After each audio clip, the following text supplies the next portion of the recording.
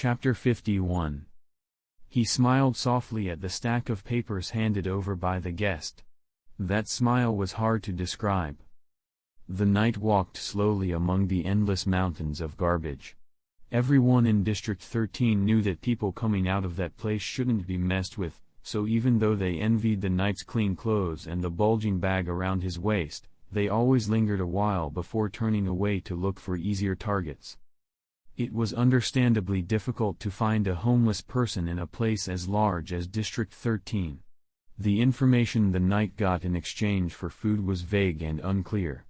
If Hisaka killed too many people, he'd lose control and kill indiscriminately, so few survived to provide intel. All that remained were bloody scenes with signs of Hisaka's killing method. Whenever the knight received news, the body parts at the scene had been carried off by others as food reserves. For 2 straight days, he hadn't even seen a single person. Ring, ring, ring, the knight answered his phone. Hello, is this the captain? What's the situation? Any news, knight? No, the knight said with a trace of boredom, I've been searching for 2 days, no clues.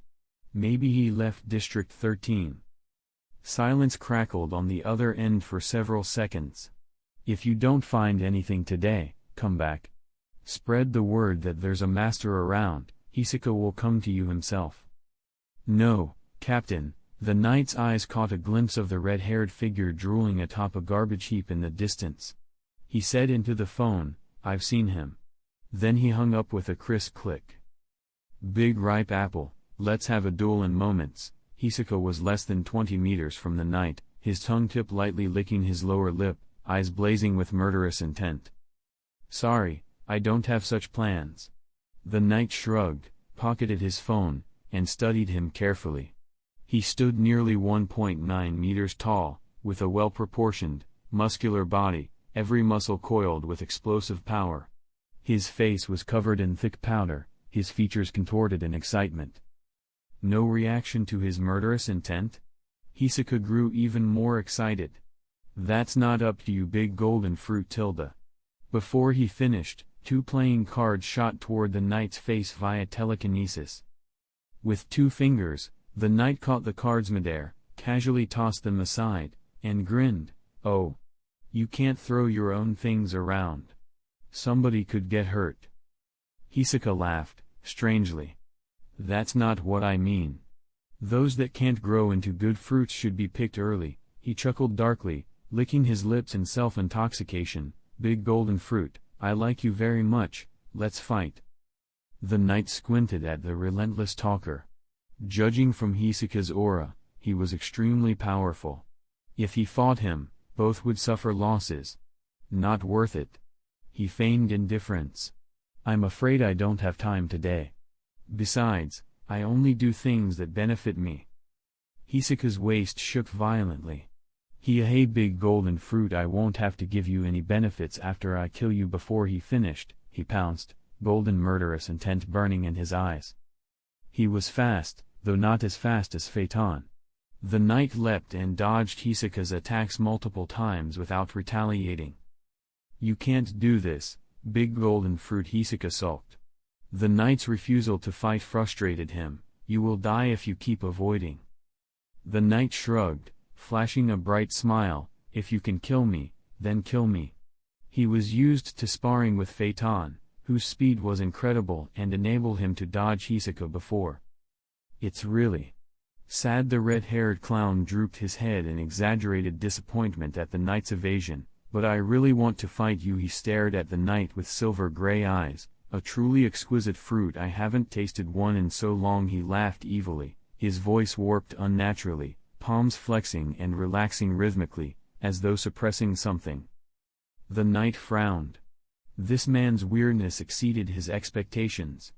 Hisaka was both body and spirit a fighting machine, someone born to duel. If you got entangled with someone like that, it wouldn't be easy to get free. He needed to escape, and fast. The knight feigned impatience, waved at Hisaka, and said, Okay, I don't have time to waste here, I'm going.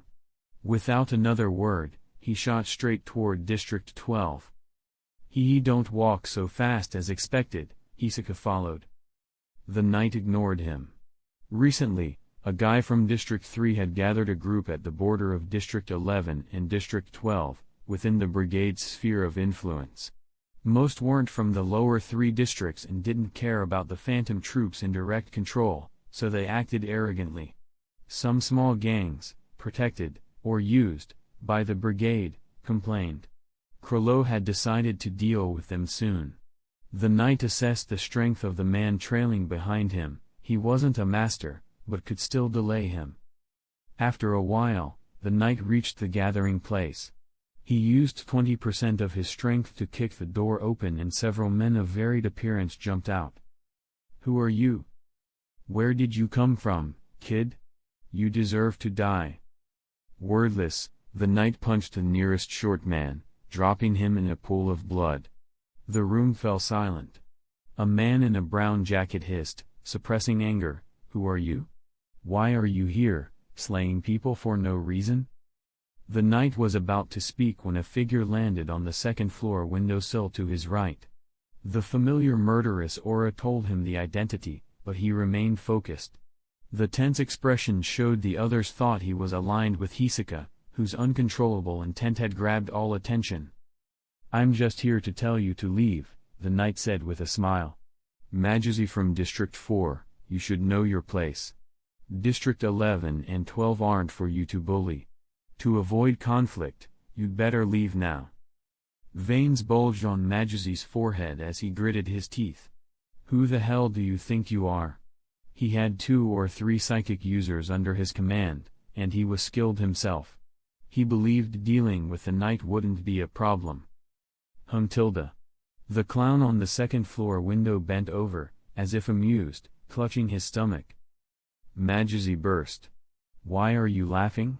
You're alone. Can't all of us beat you?" "For a bunch of rotten apples, Tilda?" Hisaka asked, his voice low. "I'll pick these rotten fruits. Fight me, punks, Tilda." Without waiting for the knight to respond, he flicked poker cards that appeared in his hand with a swish, turning 2 frontliners into hedgehogs. "Kill him," Majesty roared, and his men closed in around Hisaka. The knight smiled coldly. His appearance was disarming, few rushed him. He quickly dismantled them, leaving Hisaka besieged by thugs. "Leaving again," Hisaka muttered, watching the knight walk away. "Did you get fooled? He, I'm so mad." He narrowed his eyes and glared at the small fry who dared to block his duel, whispering in a low voice, "You all deserve to die, Tilda. Let Pakanoda read his memory and pass it to Krolo with a bullet." Chapter 52. Krolo, the knight crossed his arms and smiled as he looked at the wise black-haired young man, frowning slightly. "Captain, do we need to find that person to join the group?" Pakanoda asked hesitantly when she saw that Krolo's eyes had regained their light. Even without Maki's intuition, she felt that the guy named Hisaka was trouble. Krolo clearly did not appreciate such a battle maniac. He rubbed his brow and said, "Leave it alone for now. Tell the others not to provoke him. I don't want to have that kind of member for the time being." Even if he could apply to join the team by killing a member, Krolo wouldn't bring back a headache if the man didn't come on his own. "Oh, I see. Just leave him alone for now," the knight echoed concisely. "I'll let them know, Captain." "Okay, Pakanoda, go call Yuvagin, Nobunaga, Finks, and Shanark. I have a task to assign," Krolo said to the blonde woman beside him. "Yes." Pakanoda left immediately. After Pakanoda left, Krolo pulled a book from his bookshelf. He didn't read it right away but turned to ask the knight, "How's the commission from the Zoldyck family progressing?" The knight tilted his head and blinked. Although already 21 years old, his baby face and coy gestures made him look more like a 15 or 16-year-old. Krolo seemed to be testing him. Both of them already knew everything was in Krolo's hands. He was the one who commissioned the Zoldyck family.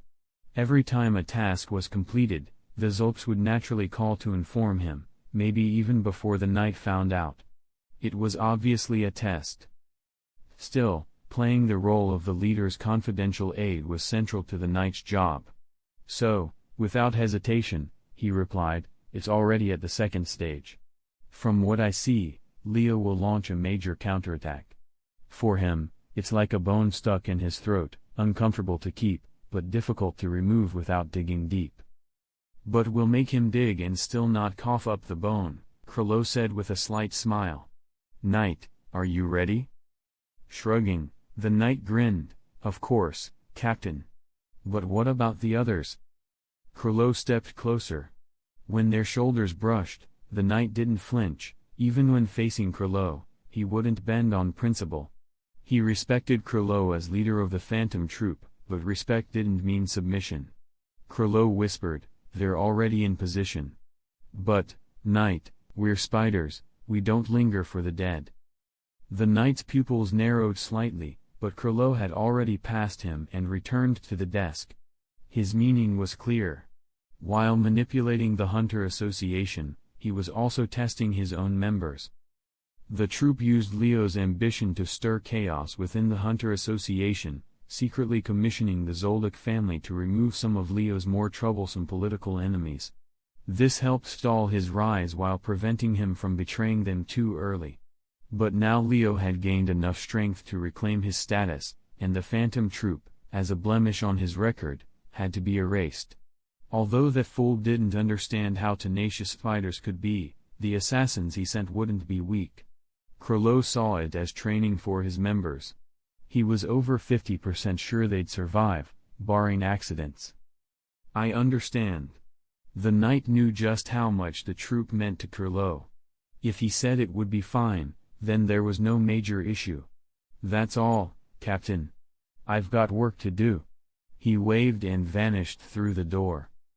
Krilo paid no mind to the knight's brisk exit. He buried himself in his book, focusing intently on the words. The title, How to Capture the Most Dangerous Creatures. A few days later, Krilo sat on the sofa in the center of the base, quietly reading a book on his knees. All the spiders were gathered around him in silence. The fur-clad giant stood angrily, but the mustached warrior next to him quickly pulled him back. He was about to roar when the violet-haired girl across from him shook her head gently, and he relented. "I've called you back because the Elders' Council asked for help," Krilo said at last. "After considering all factors, I've decided to accept." During the dangerous period predicted by the knight, the Elders fighting the underworld suffered a heavy blow. It was obviously premeditated. But Krilo couldn't ignore their request. After planning with the knight, he called everyone in. "This afternoon, Uvagin, Nobunaga, Finks, Maki, Cordopi, and the rest of you will come with me to Area 1. Krilo began assigning roles. "Pakinoda, you and Phaeton will keep monitoring the Hunter Association. If they act openly, stall them. Shanark and Franklin, stay ready to support them. Knight, you'll stay at base to coordinate everything. Franklin, you and Shizuku will remain as well and follow the knight's instructions." The spiders were silent. When Krilo stood and left, those he had named followed. Pakinoda glanced at Phaeton, who showed no emotion beneath his mask.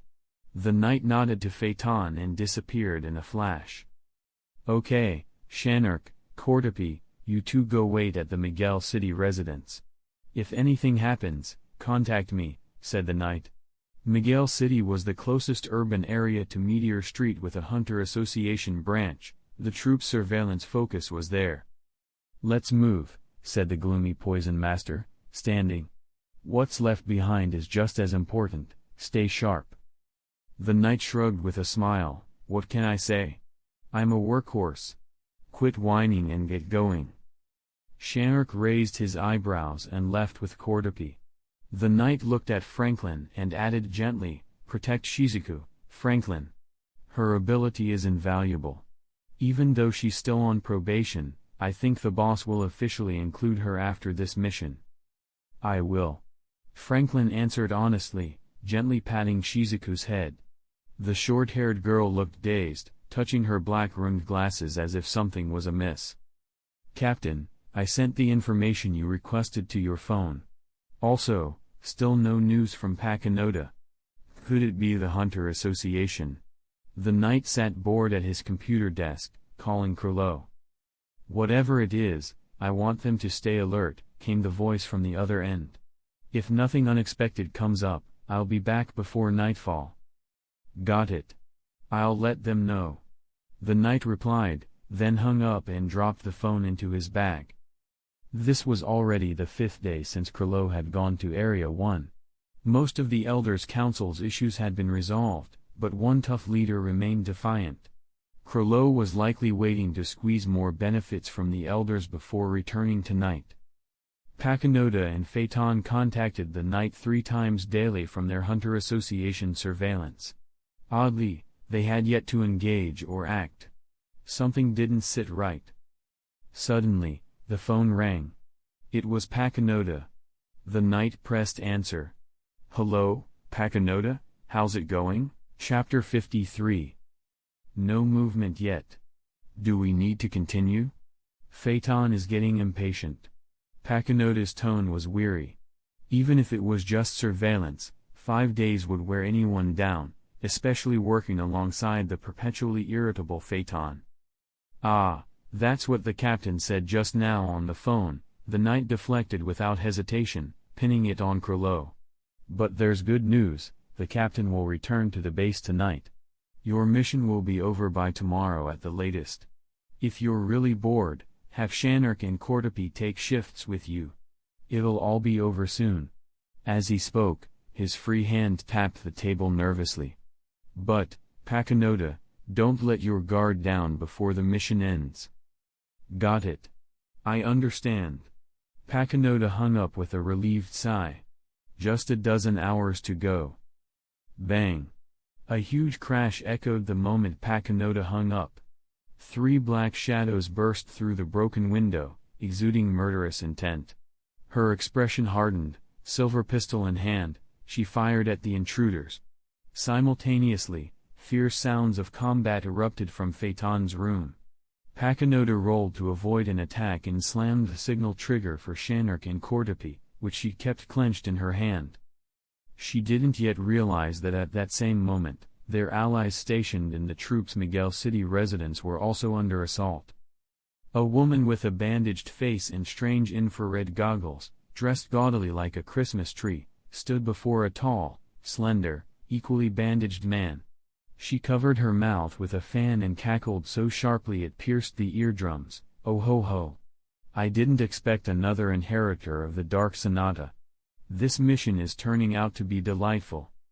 Peeling away his bandages, Cordopi exposed the gouged holes he'd prepared for better combat flow. Come on. He growled. About 100 meters away, Shanark faced a muscular man with long, wavy silver hair and a sinister grin. Without hesitation, Shanark released his most potent poison mist, but the assassin had been trained against toxins. Shanark's advantage vanished, and his odds of winning were slim. Without a word, Sheba lunged like lightning and unleashed a barrage of punches at Shanark. Base. We've got company. Really? More than 10 hours early, and I have to handle this? Sensing that one of his perimeter traps had been triggered, the knight yawned lazily. But when he stood, his eyes sparkled with anticipation and battle spirit. Franklin, it's our time to shine. Ugh, gotta call the captain. The blond young man dialed Krilo's number quickly. Captain, we've got rats at the base. When I called Pakinoda earlier, everything was quiet, but now I'm not so sure. Okay, I understand. Krilo replied coolly before hanging up. Hey, our leader's so cold. The knight muttered. Let's go, let's see who came to die today. He grinned brightly and, walking ahead, clapped Shizuku on the shoulder. She looked confused, but he said clearly, Shizuku, remember, kill every stranger you see. Yes. Shizuku understands. The black-haired girl with glasses nodded seriously. The grotesque man beside her revealed black holes in place of his fingertips, his face twisted with bloodlust. Outside Area 1, with Krilo. The number you dialed is currently unavailable. The automated voice played through the receiver. The hand holding the phone clenched. As expected. The black-haired youth's eyes darkened. Yuvagan, you and Nobunaga and Finks go to Miguel City to retrieve Pakanota and the others. Cordopi, head back to base and wipe out all intruders. Yes. Note, though Miguel City is far from Meteor Street, all three are enhancement-type NEN users, they'll cover the distance quickly, even on foot, and with that, the four figures vanished. Captain, the violet-haired girl interjected suddenly, I have a bad feeling. This time. Someone might die. Is that so, Maki? Krilo lowered his head, black hair hiding his expression. He whispered, then let's end it quickly. Understood, Captain. Maki answered without hesitation. At that moment, their backdrop was a ruined manor, with hundreds of bloodthirsty goons closing in. Their leader shouted, kill them. Rip them apart. But his voice was drowned out by the screams of his men as they dropped, one after another. Meanwhile, about 2 miles away, a red-haired clown licked his lips, eyeing 3 running figures. His narrow silver-gray eyes gleamed with golden anticipation. Such a delicious fruit, I won't let you slip. By this time he leapt into the air. Damn it. Who are you, freak? Get out of here, we've got business, Yuvagan roared at Hisoka, who blocked their path. He, you look very strong. Let's fight. Hisoka trembled with glee, playing cards flying from his hands uncontrollably. Ignore him. Don't forget the mission. Finks growled. This bastard is probably the one who killed Shizuku. As much as I want to fight, now's not the time. What's more important, Tilda? Big apples, I need to taste you. Hisoka twisted provocatively, getting on everyone's nerves. I don't care. I'm putting this pervert down, Yuvagan snapped and charged at Hisoka. Then finish him fast. Nobunaga couldn't help but unsheath his sword and dash forward. Veins bulged on Finks' forehead. Idiots. He cursed and broke into a sprint toward Miguel City. If he got delayed, he'd never hear the end of it from Krilo. Miguel City. Pakanota's left shoulder hung uselessly, soaked in blood, but she dashed past a black-haired woman without hesitation. At her feet was a corpse with a bullet in the forehead. Such a troublesome target. The black-haired woman snarled. Her employer hadn't warned her the target was this formidable. Only 3 of her team remained. Listening to the distant fight, she focused on the visibly weakened Pakanota. Go to hell. She screamed, firing hundreds of light bullets. Pinned against a wall, Pakanota had no escape. She used the last of her nen to protect her vital points. Boom. The door from the opposite room blasted open, barely missing Pakanota, and smashed straight into the black-haired woman. Her skull cracked on impact, blood spraying, with fragments embedding in her flesh. Simultaneously, another corpse flew out, shielding Pakanota from most of the bullets. Still, Pakanota's left leg took several hits. She bent to clutch the bleeding wound. Familiar footsteps approached. She wiped the sweat and blood from her brow, her pale face lifting as she looked toward Phaeton, who emerged from the room soaked in blood, his nen surging ominously. Status? The short spider asked coldly. Not great, Pakanota replied. It was an understatement, she could no longer fight. Humph. Phaeton scoffed, ignoring her battered state. Chapter 54. Phaeton threw a man, barely clinging to life, at Pakanota's feet and said, leave him alive. Check his memory. Pakanota bit her lip and used the last of her nen, placing her hand on the bloodied man, whose body had not a single piece of unbroken flesh. Not far from them, down a narrow, hidden street. Thud, his body hit the ground midair. Pain radiated from every nerve in Shanark's body. Before he could react, a foot stomped heavily onto his chest. It didn't work. The troop's poison master grimaced. His toxins had little effect on Silva. The professionally trained assassin was far superior in physical combat compared to Shanark, who spent most of his time in study. It looked like he'd die here. But if Silva wanted him dead, he'd have to pay a price. Just as the silver-haired killer was about to land the final blow, he realized the foot pressing on Shanark's chest had gone numb. A black vine slithered up his ankle and continued climbing. Realizing something was wrong, Silva tried to leap away, but the poisoner's nen exploded like a net over him. Silva collapsed, dizzy, the toxin overwhelming his conditioning. All he could hear was his wife's hysterical scream. "He hurt my husband. I want him dead. Dead." Kikyo Zoldyck shrieked. Before the echo died, a haunting, heart-wrenching melody began humming from her throat. Seeing his ally's situation, Cordopi, with his prominent brow, shouted, "Cover your ears. That's the Dark Sonata." Bass. Franklin extended his arms, nen bullets spewing faster than a machine gun from his 10 fingertips. Screams echoed all around. A short-haired nen user scoffed when he saw Franklin's targets dropping like flies. Then, turning his body into a swimming dragon, he zipped toward Franklin's blind spot and aimed a blade at his heart. Bang! A red vacuum cleaner, with tongue sticking out, slammed into the back of the man's head, dropping him in an instant. "Thanks, Shizuku," Franklin said, turning with a rare gentle smile on his grotesque face. "Why thank me? He was the enemy," Shizuku said matter-of-factly. No trace of emotion lingered in her eyes, they remained as clear as pure water. "Still, just know you helped me." Franklin was used to Shizuku's blunt worldview, but he remembered every favor. "Okay then, can you bring me some shiny gems next time?" she asked casually. Elsewhere. The knight inserted chips into several enemies, using them to fight on his behalf. When one died, he switched to another. Thanks to Franklin drawing most of the firepower, being huge and conspicuous, the knight had it relatively easy. Soon, only 3 telekinetics remained. "Why'd you come here with such weak skills? Didn't you ask whose turf this is first?" The knight remained pristine, almost spotless, looking fresh and clean among the battlefield's carnage. He resembled the harmless boy next door, but in this ruin of corpses, his presence was terrifying. "Even if you're Phantom Troop, you'll die if you cross the Francis Wen family." One agile killer sneered, separating from his 2 partners to surround the knight. "Francis Wen? So it was them?" The knight frowned slightly. Had Krilo slipped up?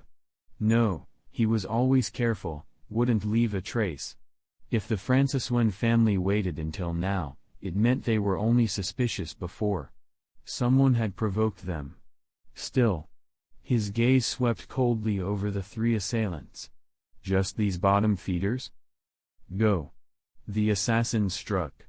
The knight covered his body in thick aura, swung his right elbow into one attacker's ribs, and slashed the throat of another with a flaming red nen blade. Blood gushed over a meter high. The third tried to flee, but the knight was quicker, he beheaded him mid-leap. Slash. A flower of blood burst from the knight's shoulder. Another one? He tried to turn, but his body wouldn't obey. A mind spike protruding from his shoulder confirmed it, manipulation type nen. His opponent's identity was obvious. The Francis Wen family actually hired the Zoldyck family. I miscalculated.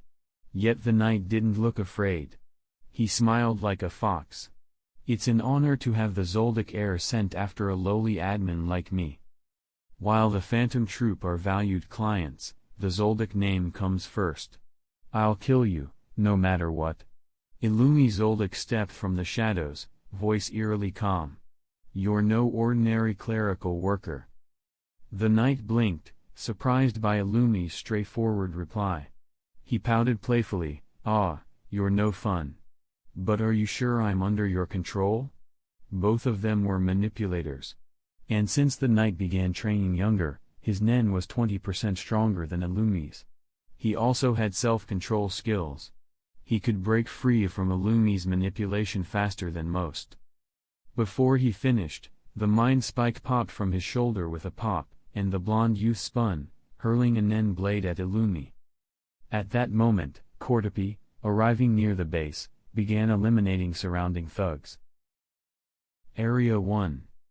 Krolo wore a faint smile, but his flickering gaze betrayed annoyance. Finally, his voice turned cold. Elder Moneyfi, I think this partnership ends here. I've no time to listen to things that don't concern me. He was blunt. Maki's frown deepened with each second. Something was clearly wrong elsewhere. Why should Krolo wait for these elders to haggle over profits before paying him? Several members shot displeased glances at him, but Elder Moneyfi, seated in the chief chair of the council, knew Krolo's power. The Phantom Troop was practically a symbol of Meteor City now. Turning on them would be suicidal. Though unsure why Krolo was so impatient, Moneyfi chose diplomacy. He quickly asked Krolo and Maki to leave and promised to send their reward to District 13 post-meeting. Krolo exited calmly, but his face turned serious outside the hall. Maki, let's go. He barked. The violet-haired woman followed as he sprinted toward the base. Somewhere on Meteor Street. Damn it.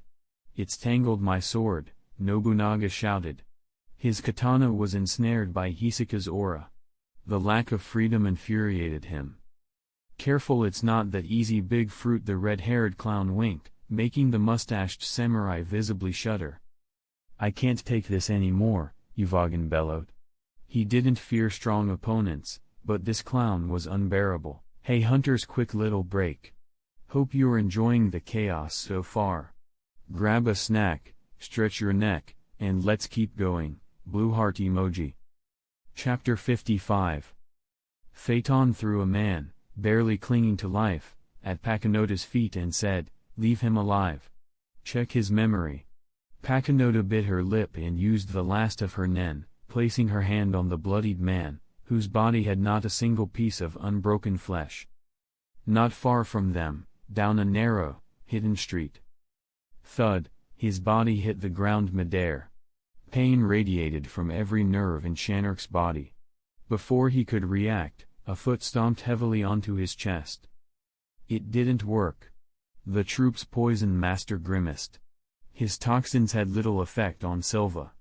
The professionally trained assassin was far superior in physical combat compared to Shanark, who spent most of his time in study. It looked like he'd die here. But if Silva wanted him dead, he'd have to pay a price. Just as the silver-haired killer was about to land the final blow, he realized the foot pressing on Shanark's chest had gone numb. A black vine slithered up his ankle and continued climbing. Realizing something was wrong, Silva tried to leap away, but the poisoner's nen exploded like a net over him. Silva collapsed, dizzy, the toxin overwhelming his conditioning. All he could hear was his wife's hysterical scream. "He hurt my husband. I want him dead. Dead." Kikyo Zoldyck shrieked. Before the echo died, a haunting, heart-wrenching melody began humming from her throat. Seeing his ally's situation, Cordopi, with his prominent brow, shouted, "Cover your ears. That's the Dark Sonata." Base. Franklin extended his arms, nen bullets spewing faster than a machine gun from his 10 fingertips. Screams echoed all around. A short-haired nen user scoffed when he saw Franklin's targets dropping like flies. Then, turning his body into a swimming dragon, he zipped toward Franklin's blind spot and aimed a blade at his heart. Bang! A red vacuum cleaner, with tongue sticking out, slammed into the back of the man's head, dropping him in an instant. "Thanks, Shizuku," Franklin said, turning with a rare gentle smile on his grotesque face. "Why thank me? He was the enemy," Shizuku said matter-of-factly. No trace of emotion lingered in her eyes, they remained as clear as pure water. "Still, just know you helped me." Franklin was used to Shizuku's blunt worldview, but he remembered every favor. "Okay then, can you bring me some shiny gems next time?" she asked casually. Elsewhere. The knight inserted chips into several enemies, using them to fight on his behalf. When one died, he switched to another. Thanks to Franklin drawing most of the firepower, being huge and conspicuous, the knight had it relatively easy. Soon, only 3 telekinetics remained. "Why'd you come here with such weak skills? Didn't you ask whose turf this is first?" The knight remained pristine, almost spotless, looking fresh and clean among the battlefield's carnage. He resembled the harmless boy next door, but in this ruin of corpses, his presence was terrifying. "Even if you're Phantom Troop, you'll die if you cross the Francis Wen family." One agile killer sneered, separating from his 2 partners to surround the knight. Francis Wen? So it was them? The knight frowned slightly. Had Krilo slipped up? No, he was always careful, wouldn't leave a trace. If the Francis Wen family waited until now, it meant they were only suspicious before. Someone had provoked them. Still, his gaze swept coldly over the 3 assailants. Just these bottom feeders? Go. The assassin struck. The knight covered his body in thick aura, swung his right elbow into one attacker's ribs, and slashed the throat of another with a flaming red nen blade. Blood gushed over a meter high. The third tried to flee, but the knight was quicker, he beheaded him mid-leap. Slash. A flower of blood burst from the knight's shoulder. Another one? He tried to turn, but his body wouldn't obey. A mind spike protruding from his shoulder confirmed it, manipulation type Nen. His opponent's identity was obvious. The Francis Wen family actually hired the Zoldyck family. I miscalculated. Yet the knight didn't look afraid. He smiled like a fox. It's an honor to have the Zoldyck heir sent after a lowly admin like me. While the Phantom Troop are valued clients, the Zoldyck name comes first. I'll kill you, no matter what. Illumi Zoldyck stepped from the shadows, voice eerily calm. You're no ordinary clerical worker. The knight blinked, surprised by Illumi's straightforward reply. He pouted playfully, "Ah, you're no fun. But are you sure I'm under your control?" Both of them were manipulators. And since the knight began training younger, his Nen was 20% stronger than Illumi's. He also had self-control skills. He could break free from Illumi's manipulation faster than most. Before he finished, the mind spike popped from his shoulder with a pop, and the blonde youth spun, hurling a Nen blade at Illumi. At that moment, Cordopi, arriving near the base, began eliminating surrounding thugs. Area 1. Krilo wore a faint smile, but his flickering gaze betrayed annoyance. Finally, his voice turned cold. Elder Moneyfi, I think this partnership ends here. I've no time to listen to things that don't concern me. He was blunt. Maki's frown deepened with each second, something was clearly wrong elsewhere. Why should Krilo wait for these elders to haggle over profits before paying him? Several members shot displeased glances at him, but Elder Moneyfi, seated in the chief chair of the council, knew Krilo's power. The Phantom Troop was practically a symbol of Meteor City now. Turning on them would be suicidal. Though unsure why Krilo was so impatient, Moneyfi chose diplomacy. He quickly asked Krilo and Maki to leave and promised to send their reward to District 13 post-meeting. Krilo exited calmly, but his face turned serious outside the hall. Maki, let's go. He barked. The violet-haired woman followed as he sprinted toward the base. Somewhere on Meteor Street. Damn it. It's tangled my sword, Nobunaga shouted. His katana was ensnared by Hisaka's aura. The lack of freedom infuriated him. Careful, it's not that easy, big fruit, the red-haired clown winked, making the mustached samurai visibly shudder. I can't take this anymore, Uvagin bellowed. He didn't fear strong opponents, but this clown was unbearable. It was the first time he had met this guy. Everything about Hisaka, his voice, the way he twisted his waist and raised his hips, made Uvagin want to stay far, far away. A beat late, Uvagin finally remembered that the knight had once warned him not to provoke Hisaka. It wasn't that the knight or Kurlo feared him, it was just incredibly hard to fight properly against such a pervert. Nobunaga was getting desperate. He had assumed he and Uvogin could quickly eliminate Hisoka and then rush to Miguel City to regroup with the rest of the troop. But he hadn't expected this clown to be so strong, and his manipulation ability so tricky. Combined with the distraction of his behavior, their efficiency had dropped significantly. After nearly 2 hours, they still hadn't shaken him off. If this continued, they'd delay the leader's plans. And the knight would definitely make him pay for it. Thinking fast, Nobunaga shouted to Uvogin, "Idiot! Use your strongest move and finish him. We've got to get to Miguel City." "Oh crap! I totally forgot." Uvogin panicked. When he fought, he focused only on the battle. But this time, it was a troop mission at stake. If something went wrong, he might as well borrow Nobunaga's sword and commit seppuku. "Still hiding a special move I haven't seen yet, Big Fruit Tilda?" Hisoka teased, though his eyes had lost their usual playful gleam.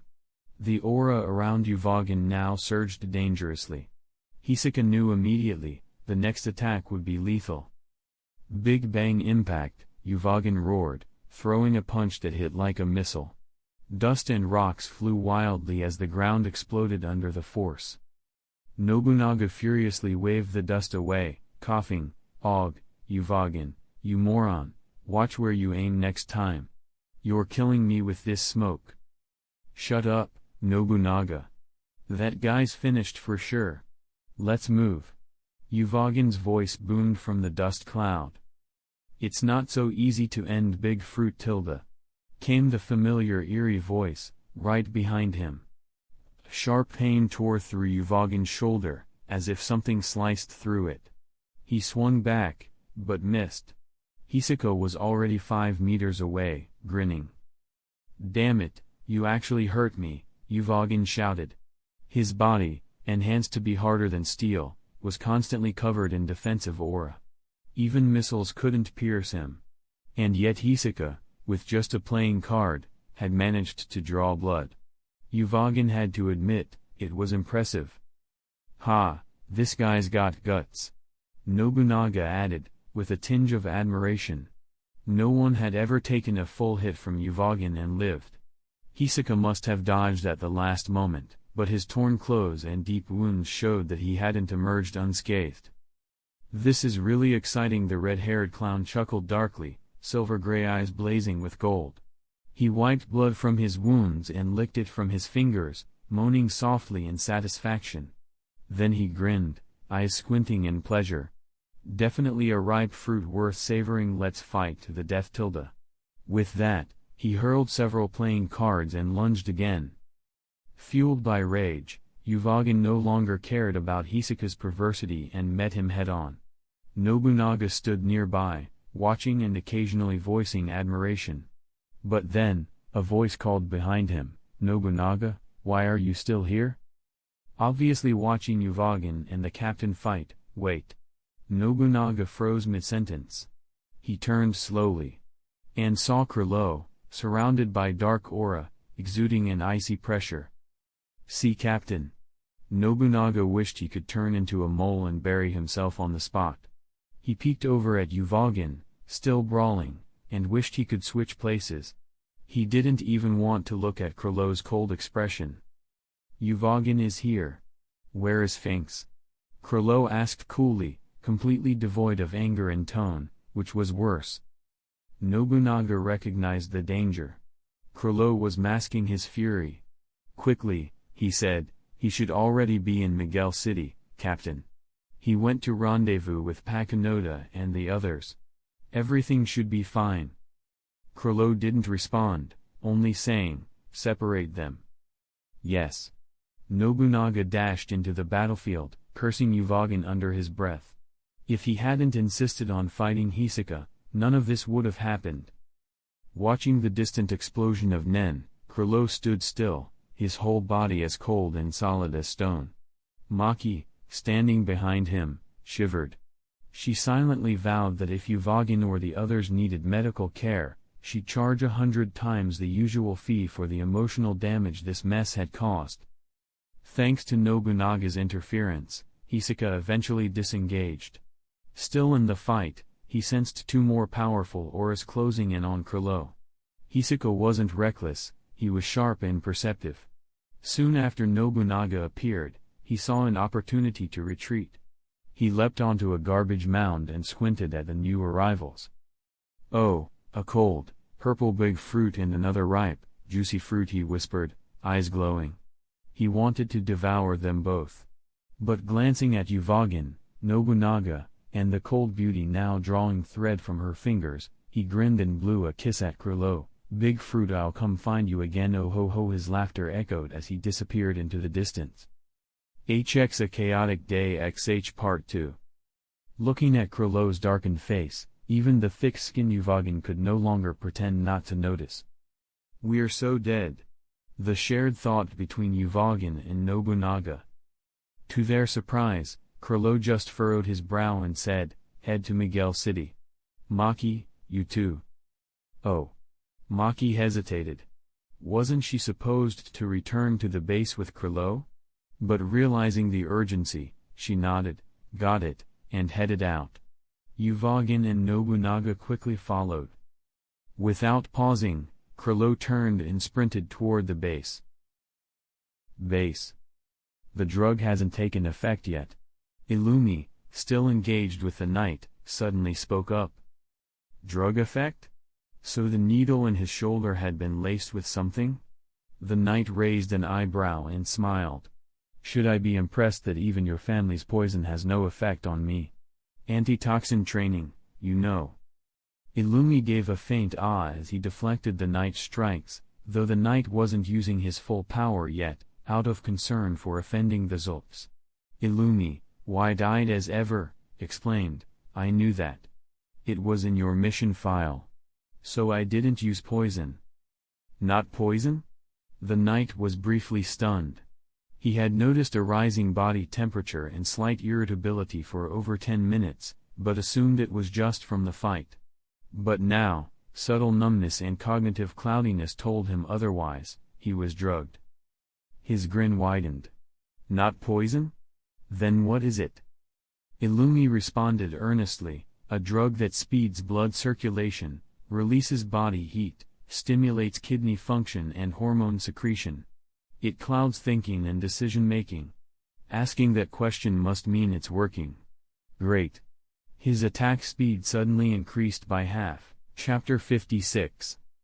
The accelerated kidney function and hormonal surge affecting judgment. What nonsense. Of course the knight knew what kind of drug had been used, an aphrodisiac. Damn it.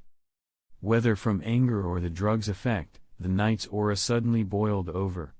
In the blink of an eye, he released twice his usual strength.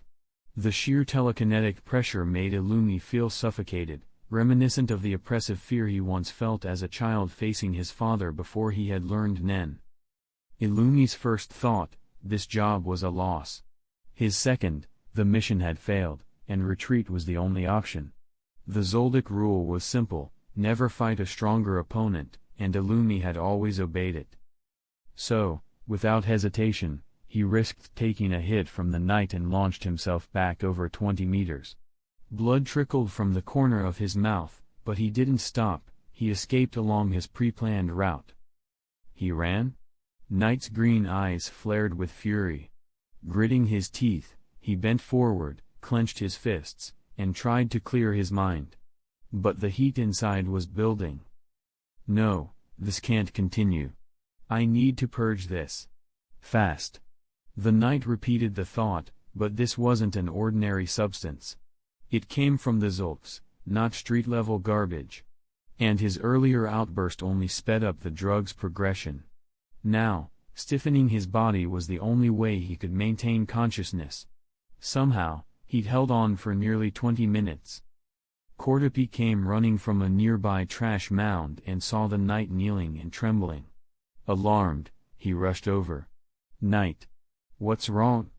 Are you injured?" The young man turned his head. His once clear eyes were now clouded and wild like a beast's, startling even Cordopi, who had grown up on Meteor Street. "Find someone. Fast," the knight croaked, trying to restrain himself. In his mind, he repeated over and over, "Cordopi is a comrade. I can't. Not a teammate." But if the effect grew stronger, would orientation or logic even matter anymore? Seeing the knight's disheveled state, Cordopi dared not ask further. He looked around, but the base was a war zone now, only corpses everywhere. Where could he find a living person? Drag one up from the battlefield? Impossible.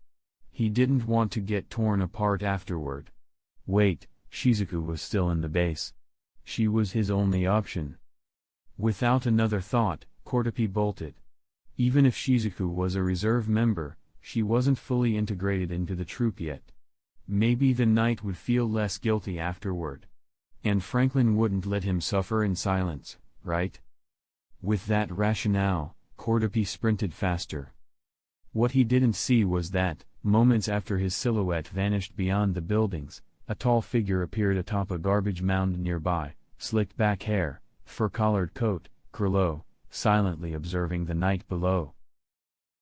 Miguel City. Pakinoda and Phaeton were no longer at their surveillance hotel.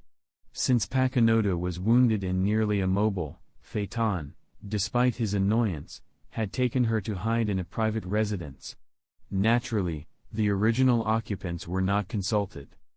Ring ring, Pakinoda pulled out her phone. "Hello, Maki? How are you and Phaeton holding up? We took down all the snipers. Phaeton's fine. I've got one arm and one leg injured, but stable for now." I signaled Shizuku and Cordopi, but no word back. I think they're in trouble too. There was a pause on the line. "Tell me where you are." Minutes later, Maki entered the house. She glanced at the disheveled Pakinoda and the agitated Phaeton, then said, "Uvagin and Nobunaga went to find Shizuku and the others. Have you seen Finks?" Pakinoda shook her head. "No." Maki frowned and turned to Phaeton. "I'll handle Pakinoda. Do you need stitches?" Phaeton sneered and vanished without answering. When Uvagin and Nobunaga arrived at the site, the fighting had ended. Shanark lay dead, pale and motionless. Finks stood off to the side, shaking his head as if trying to shake off the lingering effects of that strange music. Cordopi silently wrapped himself in bandages. As the two men approached, he said calmly, "It was the Zoldyck family. HX a chaotic day XH, follow-up. So hot." The heat surged from deep within, and a strange wave of energy coursed through his body. Sweat drenched his golden hair, soaked his honey-toned skin, and clung to his clothes. "No. It's unbearable." The knight shook his head, already disoriented from the drug. Though physically resistant to most toxins, this was no ordinary poison, and unlike the Zoldycks, the people of Meteor Street didn't train to suppress their emotions or bodily responses. He wasn't used to this. He was someone who lived with control. Even within the lawless Phantom Troop, he reminded himself to never go too far. But like this, under this drug's influence, he was losing his grip, and he couldn't forgive that. This has to stop. He bit his lip hard, trying to use the pain to stay alert. But still, the heat. The pressure. A hand suddenly touched his collar, undoing his shirt buttons quickly. Through blurred vision, the knight looked up and saw Kurlo's calm, sharp face. "It's him. What is he doing?" "No, don't," the knight rasped. Kurlo's gaze met his directly. Raising an eyebrow slightly, he said, "You're in pain. I'm going to help." He removed the shirt with a fluid motion. "Idiot." The knight choked out, trying to swat his hand away, but he was too weak to resist. "What are you doing?" he shouted. "I'm helping you, knight," Kurlo said seriously, tone devoid of mockery or softness. "I don't want your help." The knight cried, ashamed of his condition, his state, the vulnerability, the utter loss of composure. He didn't want Kurlo of all people to see him like this. Yes, From the very beginning, after losing that bet, Krilo had become his private rival, his unspoken target. He had no issue joining the troupe. The loose structure and difficult personalities didn't bother him. He could handle all of it. But this he couldn't handle. Chapter 57. It is a blessing to have strong comrades who trust each other, especially in a place filled with dangerous talents. But the only issue is Krilo. The knight didn't deny that Krilo Lucifer had leadership charisma. He admired this man who grew up abandoned in Meteor City, self-educated, and well-versed in so many subjects. Still, it would have been far better if he weren't his boss. In his previous life, the knight had been a business tycoon. Though personally involved in everything, he was always the one giving orders, never taking them. And Krilo, well, he wasn't exactly the considerate type. Like most from Meteor City, he often ignored others' feelings.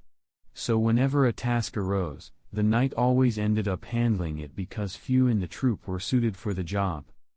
This made the knight constantly frustrated.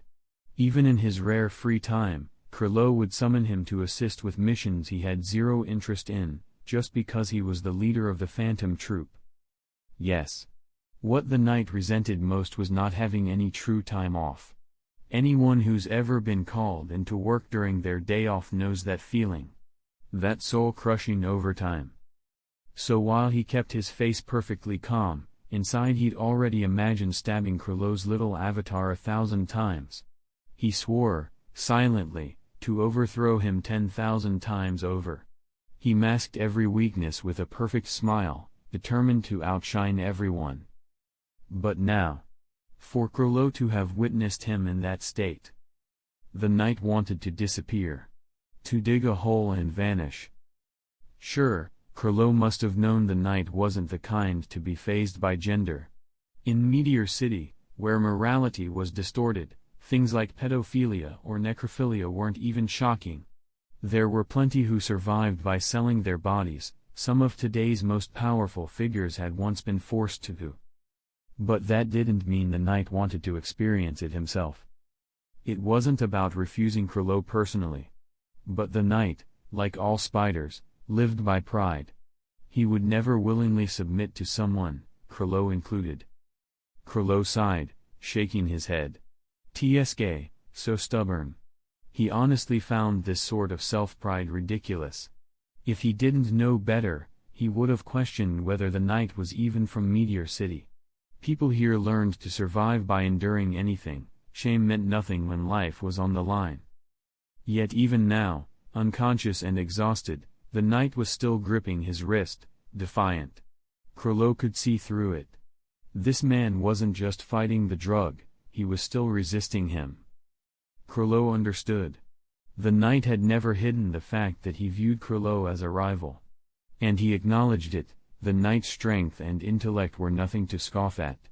But who said there could only be one leader? He gave a wry smile, muttering to himself, "You're really not going to give in? Huh?" Scene change divider. When Kordopi dragged Shizuku to where he'd last seen the knight, they found no one. But strange noises echoed from a ramshackle building nearby. The aura inside was familiar, chaotic, but recognizable. Franklin appeared and immediately pulled Shizuku behind him protectively. "We don't need Shizuku anymore, right?" Just as Kordopi was about to nod, his phone rang. It was Yuvagin, shouting, "What's going on? Why aren't Krilo and the knight answering their phones?" Kordopi looked at the shack, then at Franklin, who quickly shook his head. No way he was explaining that. Keeping his voice steady, Kordopi replied, "Their phones are broken. They're working on it." "Working on it? We're done here. Should we come back now?" Yuvagin asked again. Panic surged through Kordopi. With Yuvagin's speed and the state of that shack, a run-in was guaranteed. Images of two furious, unpredictable men flashed in his mind. He could feel a thundercloud over his head. "No. Come back tomorrow. You must come back tomorrow." "Tomorrow? Fine, tomorrow." Yuvagin, still holding the phone, muttered. The later they returned to face Krilo, the better. "Hey," the captain said, "come back tomorrow," Uvogin shouted to the others. Of course he misunderstood Kordapi's message. No one dared correct him. The area around the Phantom Troop base in District 13 of Meteor Street was now pristine, no trace of the chaos from the day before. Franklin yawned, glancing at the girl who had just returned from cleaning duty. "I'm back. I cleaned up everything," the petite girl reported proudly, eyes wide and serious. "Good work, kid." Franklin praised her warmly, rubbing his temples. He glanced at Kordapi, who sat silently in the corner, one eye swollen and dark. After witnessing what they'd witnessed, well, they'd made the right call not interrupting. And no, Shizuku didn't know what was going on. The poor girl was still clueless. The two had guarded the shack from a distance for over 2 hours. Until Krilo finally emerged, carrying the unconscious knight. Kordapi swore he'd seen their leader, shirtless, hair in disarray, covered in red marks, walking solemnly with the blond youth wrapped in his black coat. He hadn't even glanced at them as he passed. And from Kordapi's angle, the knight's bare legs were visible. If he had to guess. Yep. Naked under the coat. As if that wasn't scarring enough, 2 hours after Krilo returned to the base, the knight woke up. He and Krilo had a heated exchange, from which the others wisely kept their distance. Eventually, the shouting faded, replaced by other, less comforting noises. Hence, the sleepless, haunted expressions on Franklin and Kordapi's faces this morning. Suddenly, the sound of a door creaked from above. Krilo appeared, perfectly composed in a white shirt and black trousers. "Captain." The two greeted him quickly. Shizuku put away her mop, sat beside Franklin, and chirped, "Good morning, Captain." "Yeah." Krilo nodded casually. "When are the others getting back?" "They should be arriving soon," Kordapi said quickly. Even as he spoke, several familiar oars approached the base. The first to arrive was Phaeton, who immediately took a seat on the staircase after a quick scan of the room. Then came Uvogin, still joking with Nobunaga. They flopped onto the sofa. Soon, everyone had gathered. "Wait, Captain, you forgot there's still a knight sleeping in your room." Krilo began. "Maki, tell us what happened." The purple-haired girl. Chapter 58-. It's a blessing to have capable partners who trust each other, but there's just one shortcoming, Krilo. The knight respected Krilo Lucifer's leadership and admired how someone abandoned in Meteor City could become so knowledgeable. But he hated that Krilo was his boss. In his past life as a tycoon, he gave orders, not received them. Krilo wasn't the type to care about others' feelings. Like many from Meteor City, he could be cold. So the knight ended up handling most tasks, even during downtime. He felt frustrated whenever he was summoned for missions he didn't want to do, just because he was the leader's right hand. Under that calm demeanor, he secretly resented Krilo. He dreamed of pulling him down, outshining everyone, hiding his vulnerabilities with that trademark smile. And now, after that humiliating moment Krilo had witnessed, the knight felt like disappearing. Sure, Meteor City people accepted all kinds of corruption, but that didn't mean he wanted it. He resented being forced into that position, especially when confronting Krilo, his rival. Pride ran deep. Spiders demanded victory. Still, Krilo sighed at his stubborn defiance. In his eyes, survival required biting down, not pride. He didn't know if the knight realized it, but even unconscious and trembling, he was firmly gripping Krilo's wrist. That defiance said everything. And so Krilo decided, there could be more than one leader. Kordapi dragged Shizuku to the last seen location of the night, but the place was empty. Strange sounds came from a nearby shack, familiar and troubling. Franklin hurried them away. "We don't need Shizuku involved, right?" Just then, Uvogin called an alarm. Kordapi's calm lie about broken phones was a desperate cover, but Uvogin demanded they return tomorrow. Too dangerous now. Back at the base, it was eerily calm. Franklin and Cordopi looked exhausted and haunted from guarding the shack for hours until Krilo returned, carrying the unconscious knight. They'd heard muffled arguing, then other noises. That explained the permanent dark circles they wore today. When Krilo emerged in crisp attire, the others greeted him. Shizuku offered a polite good morning, Captain. Krilo composure returned. When will the others be back? Any moment, said Cordopi, as Phaeton, Uvogin, Nobunaga, and others entered. Krilo then asked, Maki, update me.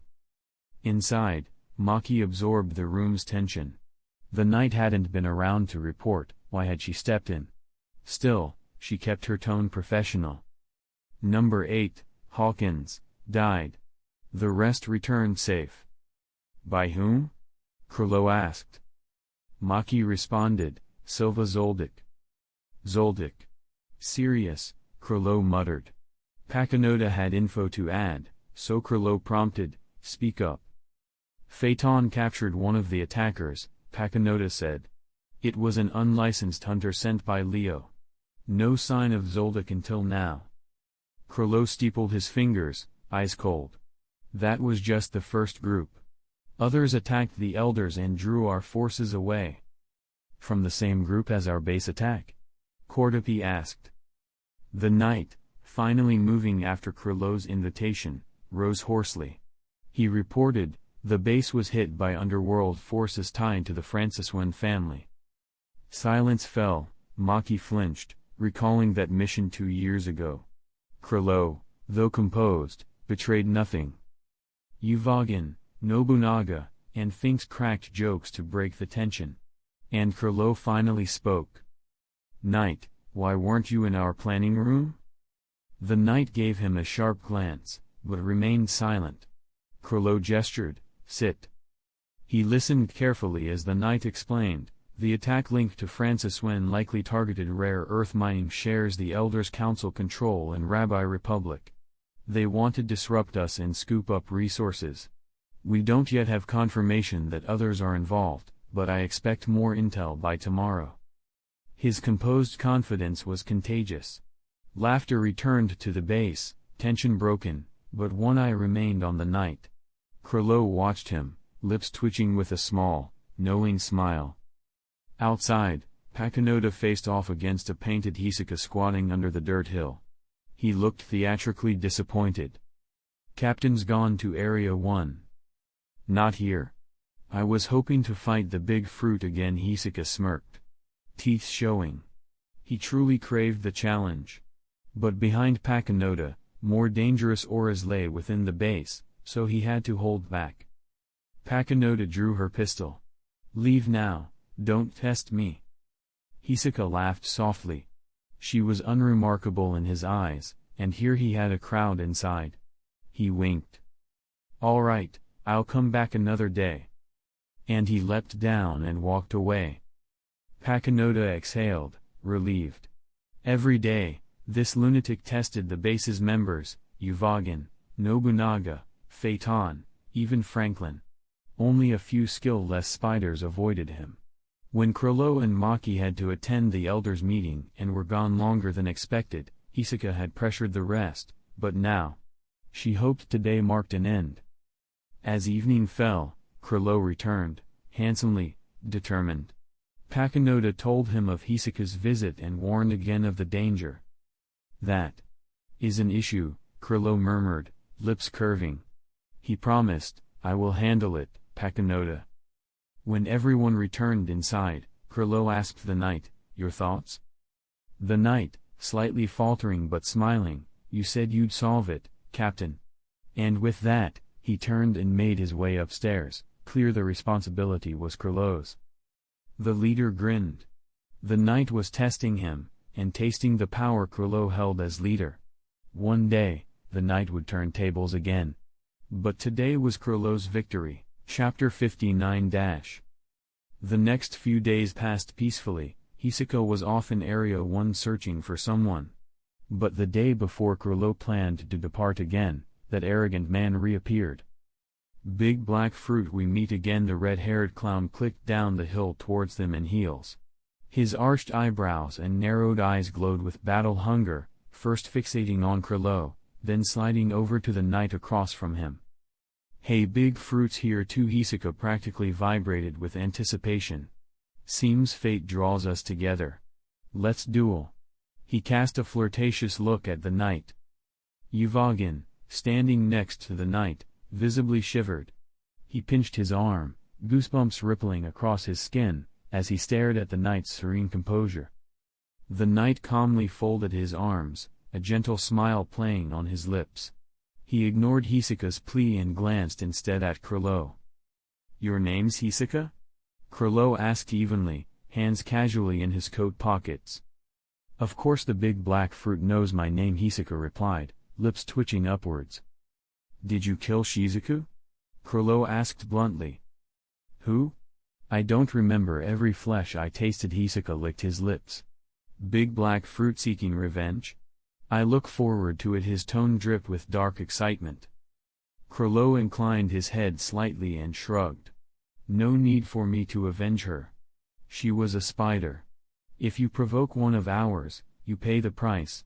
In Meteor City, provocation carried consequences, death didn't violate honor." Hisoka faltered. He wasn't from Meteor City. He craved strong opponents, not loyalty codes. But the duel urge lingered. "That's disappointing," Hisoka said, switching tactics. "You don't even care about your own members, as leader." "Hey," Krilo responded. "Our rules state, if someone kills a spider, they can replace them." He stared at Hisoka. "So what do you suggest?" "Join your group." Hisoka perked up. "Then I get to eat more delicious fruits." Krilo paused, considering. "If you're serious, call me captain from now on. Maki, tattoo him and explain the rules." The purple-haired beauty glanced at Hisoka with distaste. "Come with me upstairs." The knight smirked. A beast like Hisoka, bound by troop rules? Chains never hold an animal forever. He'd wait, observe, then strike when strong enough. What was Krilo thinking? The knight watched as his leader calmly guided the newcomer away. Warning emoji, author's note, the Franciswen family is a finance powerhouse secretly tied to the underworld. This attack involved both underworld factions, 10 old men, and Leo's alliance, each wanting to weaken Krilo's troop and the Elders' Council, and profit from resources. Unlicensed hunters were also employed. Scene transitions.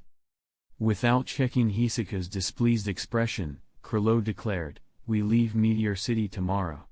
Other members were dismissed. Hisoka would be supervised by Maki and the knight, denied contact with others. Insultingly denied victims don't get the satisfaction, after all. Krilo then casually opened a history book, unfazed. Allowing Hisoka into the troop was a gamble, yet Krilo saw potential. Weak members might be endangered, but a controlled Hisoka would be an asset. Plus, Krilo was curious about his Nen ability. Glancing at the knight, busy on his laptop, Krilo smirked. His eyes didn't miss that simmering tension. Hisoka couldn't cause a scene now. They depart. With that, all remaining members gradually filtered out. Krilo ended with, "I'll notify you if anything arises," before leading Maki and Hisoka away. Hisoka headed for the 4th highest sky arena in the Republic of Bartakia, hunting for his next challenge. A week later in the Republic of Lifegi, a coastal nation famed for beaches and tourism, Krilo sat in an empty seaside cafe, sun-drenched, breezy, serene. Waitresses fawned over him, he graciously declined each. Dressed in a short-sleeved shirt and slacks, his forehead bandaged, he closed a book and let the breeze tousle his hair. His phone buzzed. It was the 10 old men's chief secretary. He answered smoothly, "Hello, knight? How is everything?" Chapter 60-. Kuroro sat across from the phone with calm professionalism. "Clinda, the man we met at the Kuruda tribe contacted me," he wants to meet with the leader of the Phantom Troop. His tone was neutral, businesslike. Is he? Krolo stirred his coffee. Ties between us and the 10 old men have soured. What do they want now? That's unclear. I can't say for certain, Clinda replied. Krolo raised an eyebrow. A hint of a smile lingered. He recognized subtle signals and that uncertainty. Understood, he said. I'll return shortly. Please wait in the hotel room. Silence, then, yes, Captain. He hung up and beckoned the waiter for the bill.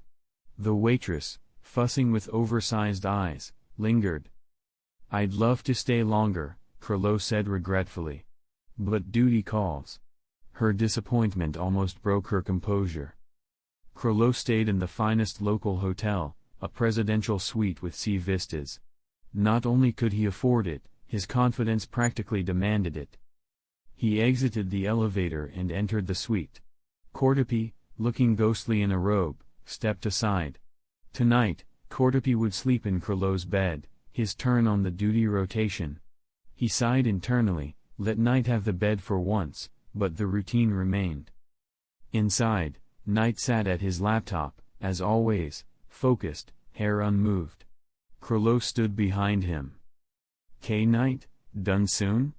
he asked gently. "Almost," Knight replied, not turning. "Feel free to help yourself to water." Krolo added softly, "This must be important." Knight finished typing in moments, closed the laptop, and faced his leader. "Captain?" Frustration glimmered in Krolo's eyes.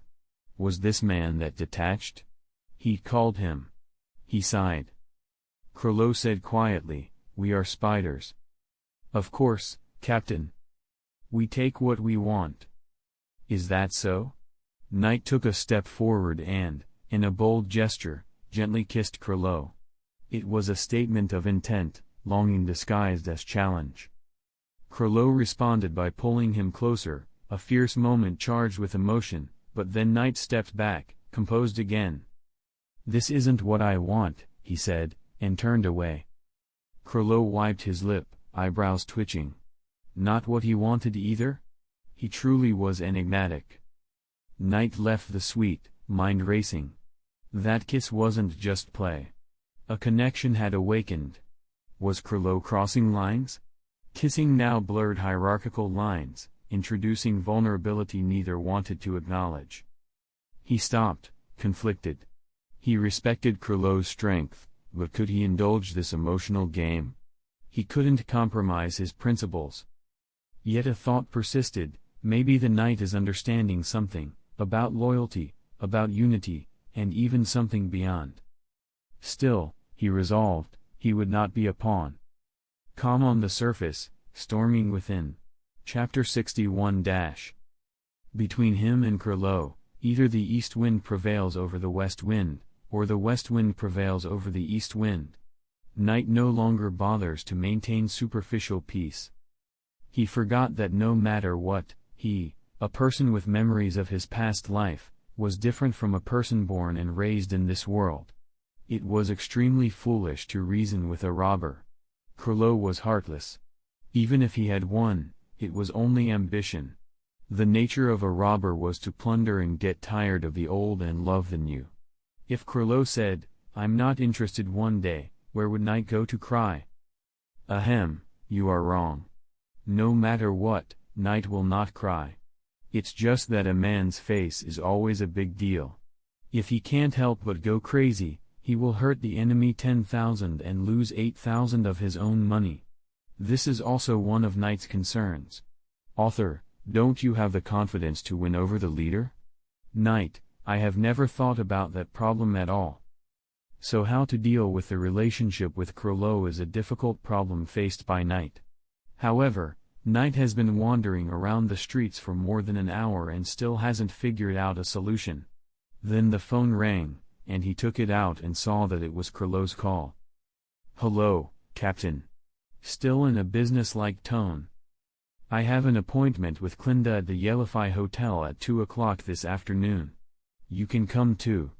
Krolo was talking about serious matters. Okay, is there anything you need me to prepare? Since they were talking about serious business, Knight immediately put his personal feelings aside. Haha, that's not necessary, just come back as soon as possible. Krolow's tone was also very relaxed, as if what happened before had not happened. Got it, I'll be right back.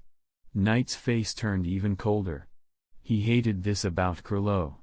He made people guess about everything, and no matter what you guessed, he would just smile noncommittally and never tell you what he really thought.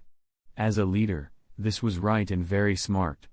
But if he wanted to be a lover, it would be ridiculously wrong. This was the second reason why Knight didn't want to get entangled with Krolow. The dividing line for I am the Knight returning. Cordopi silently chanted, I am an invisible man, I am an invisible man, repeat it 10,000 times.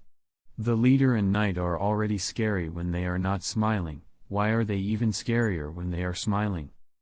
More than an hour ago, Cordopi, who was squatting in the living room, saw Knight slam the door and leave in a huff. Krolow's lips were red, swollen, and cracked. He came to the living room in a shady manner, picked up a book but couldn't turn a page for half an hour. Then he suddenly made a phone call and talked to someone for 10 minutes before hanging up. Another phone call called Knight back. When the two met, their faces were as bright as flowers, but the air pressure around them rose. Cordopi wanted to tell his respectable captain and lovely Knight to take it easy because his small body couldn't handle it, but unfortunately the two were too imposing, so he had to retreat to his own room. Fortunately, Knight had no time to think about those things, as he had important matters to attend to. After entering the room and exchanging thoughts with Krolow for a while, the two started talking about what happened this time. Krolow didn't get any substantive news during the call with Clinda, but his opinion was consistent with the guess of Knight. That person didn't look for the Phantom Troop because of the matter of the 10 old men. He had more substantial reasons. In the private room on the 3rd floor of the Yellowfi Hotel, Clinda sat on the sofa with an indifferent look on his face, completely different from the leisurely look he had the last time. When he saw the two members of the troop enter, his body trembled uncontrollably, and his hands on his knees clenched tightly. This looks like... it seems like he has something to ask for. The arc of Knight's mouth curved up again. If a sucker comes to the door at this time, be prepared to face his anger. The meeting took nearly 8 hours. It is said that Huan, the exclusive waitress of this private room, said that one of the guests was the most mysterious and aristocratic man she had ever seen. Although she went in twice to take orders and deliver meals for them, that man had become her dream lover. Although the golden-haired gentleman with him was also very attractive. But there was one thing she mentioned briefly. The elderly gentleman who came in first seemed to have some chronic disease. He left nearly an hour after the two handsome gentlemen left, and his face was unspeakably pale. If the gentleman had not repeatedly declined, Huan would have called an ambulance.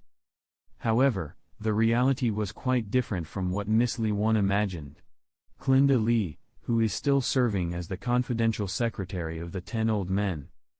The gentleman was in such a state of distress because both his career and his mind had suffered heavy blows that he could not bear it. In view of the failure of the covert operation against the Phantom Troop and the elders, the 10 elders doubted Clinda's ability to work in such an important position and had begun examining new candidates. This was undoubtedly a matter of life and death for Clinda. Once he lost this position, some people he had offended in the past would no longer be afraid to act rashly. Then he thought of Krolow, the dangerous man who said maybe we will meet again at the end of their last meeting. Even though it was courting disaster, Krolow had no choice but to cooperate with the Phantom Troop, just for his life. After being exploited by Knight, he was left with only his life in the end. Author's note: Krolow contacted Clinda because he wanted to call Knight back. If it was any other time, he would never pay attention to such a minor character. The author has something to say. Well, actually I have already finished the article today, but I think it will definitely be banned, so I am looking for a safe way. The Knight who came out of the Yellowfi Hotel was in a much better mood. Looking at the usual fox smile on his face, it was clear he had extorted enough benefits from Clinda. While walking, he was even in the mood to say hello to the beauties he met along the way. Knight. Krolo, who was walking in front of him, suddenly spoke in a dark and unclear voice. "Captain, what's wrong?" Knight turned around and asked. What was this strange man thinking about? He was also very angry. If his bottom line was crossed, Knight would not care whether he was the captain or not. "Do you have any problem with me?" Krolo's voice was still gloomy. "Hey," he actually asked that? Knight was a little surprised, and then he let it go. This person always had unexpected ideas, so he just didn't reveal any flaws. So Knight smiled and said, "Hey, how could that be? You are the commander, and in the troop, the commander's orders are above everything else." He made a clean statement. In the troop, Krolo's orders came first, but they were limited to matters related to the troop. "Hey!" Krolo snorted. Knight, walking behind him, didn't see Krolo's expression at this moment, but just thinking about it, he knew it was not a good one. The two of them returned to the hotel in silence. As soon as they entered the room, Krolo walked to the passage from the living room to the bedroom, intentionally or unintentionally blocking Knight, who wanted to go back to the room immediately so that he wouldn't be bothered by the sight. Knight raised his head, raised his eyebrows and smiled slightly. "Captain, is there anything else?" Krolo's face was calm, with no emotion visible, and his dark eyes were bottomless. "There are some things we need to talk about," he said. "It would be better to talk it out." Knight shrugged and said, "Okay, Captain, I think so too." Krolo tilted his head. "Cordopi, watch it." The short, long-haired member immediately responded, "Yes, Captain." After hearing Cordopi's assurance, Krolo turned and went into his room. The knight paused for a moment before following him in. The black-haired spider chief put his hands in the bag of his long coat, turned his back to Knight, and looked at the scenery outside the French window without saying a word. It was already past 9:30 in the evening, but the city was still bright and dazzling, with twinkling lights scattered in every corner, and colorful neon lights adding vibrant hues to the night scene. Knight leaned against the wall at the entrance with his arms folded, a smile that seemed sarcastic on his lips, waiting for Krolo to speak first. "What are you struggling with?" After a long time, the black-haired king finally spoke. Knight sneered and shrugged. "You are asking for something, right?" Krolo turned around after hearing that, his eyes shining like dark stars, stared at Knight's dark green eyes, and raised the corners of his mouth. "I just want it, what's wrong?" The spider will not only, Chapter 62-. He weaves a dense net and waits for his prey to fall into it, but he will also take the initiative to attack. Krolo has always been a person who follows his heart. What he wants, he must get. "Krolo, there should be a limit to recklessness." Knight's face turned cold and he spoke bluntly. In this respect, he and Krolo were completely different. Knight would seize the treasures he could get and calculate the people and things under his control.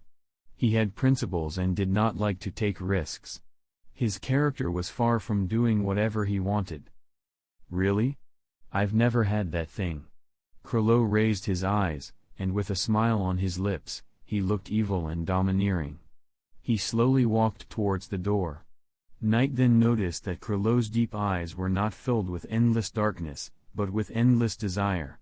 Note, the desire here does not refer to the kind of thing that cannot be crossed, but refers to the persistence of not letting go of things. Knight's face had turned black. Krolo stood very close to him, their faces nearly touching, their breaths entwined. Knight frowned and reached out to push him away. As if he had anticipated Knight's move, Krolo quickly raised his hand and knocked his arm aside. Knight snorted and slapped Krolo's shoulder with his other hand. Krolo dodged it by slightly turning sideways. He flipped his right hand and the thief's book with a red palm print suddenly appeared. A page turned, and a large silver net spread out to cover Knight. "Are you planning on using force, Krolo?" Knight snorted coldly.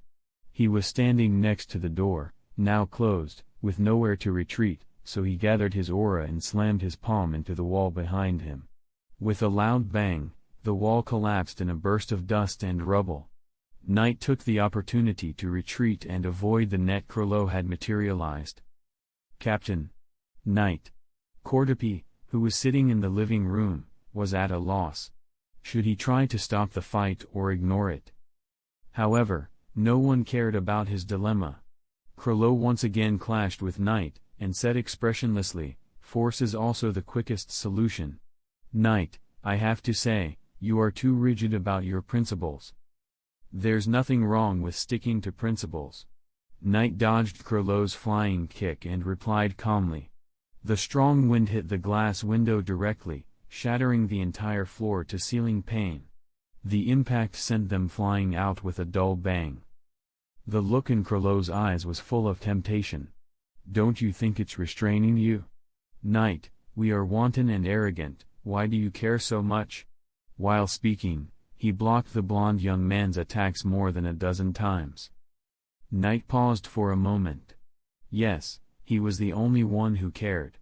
The incident was already well known in the troupe, and no one brought it up. Only Knight couldn't let it go and thought too much. However, his confused eyes became firm again. Why should Krollo take what he wanted? What about his opinion? They were both spiders, and neither of them was willing to compromise.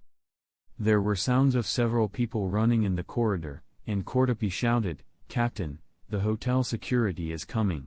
Are you going to kill people?" They made such a big noise, it was a wonder no one had come until now. Krollo didn't reply. He used a whip in his left hand to wrap around Knight's right arm, flinging him out of the window, then followed like a flash of lightning. Knight was grabbing the edge of the window and trying to climb up, but when he saw Krollo jump out, he let go and ran vertically down the outer wall. For someone with advanced Nen abilities, jumping from a height of 20 or 30 floors wouldn't cause major injury. Krollo followed closely behind. The two leapt and dashed across rooftops until they arrived at a quiet seaside and resumed their fight. Cordopi followed breathlessly, standing a distance away and keeping alert. A punch left a red mark on Krollo's face, and Knight sneered, "Krollo, you don't care because you're the one plundering, but what if you're the one being plundered?"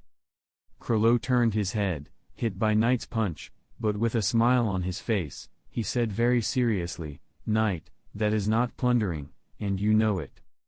Knight's face turned red. He knew. What did he know? Knight didn't know what this man looked like when he was lying to those women, but seeing this ambiguous face now, he felt terrified. He shouted angrily, "Krollo, don't treat me like your old pets," and punched him in the face again. Neither of them used aura to defend themselves. They punched and slapped each other, leaving bruises all over their faces and bodies. Cordopi watched as the two fought like street thugs.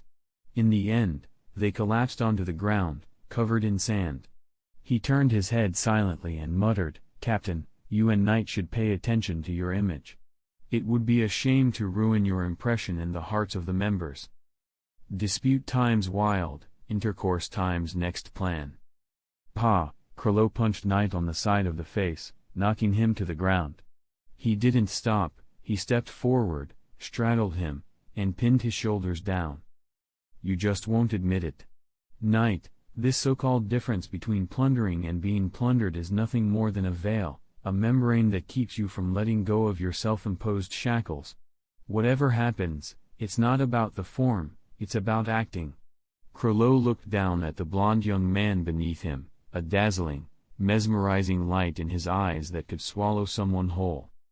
Knight frowned slightly, then with a twist of his arms, flipped Krollo to the side, turned over, and pinned him down. "Krollo, not everyone is as reckless as you. I am someone who holds to principles. Only by staying calm can we eliminate hidden dangers." Even beneath him, Krollo didn't look the least bit embarrassed. He simply raised an eyebrow and said, "Don't forget, the purpose of the troupe is to do whatever we want. We're a group of bandits who cannot be restrained. I'm like this, and so is everyone else. Knight, you should be too. Knight stared coldly at him and said, among a group of lunatics, someone has to stay sane to lead the way. Krilo, you don't want the members of the troupe to die meaninglessly, do you?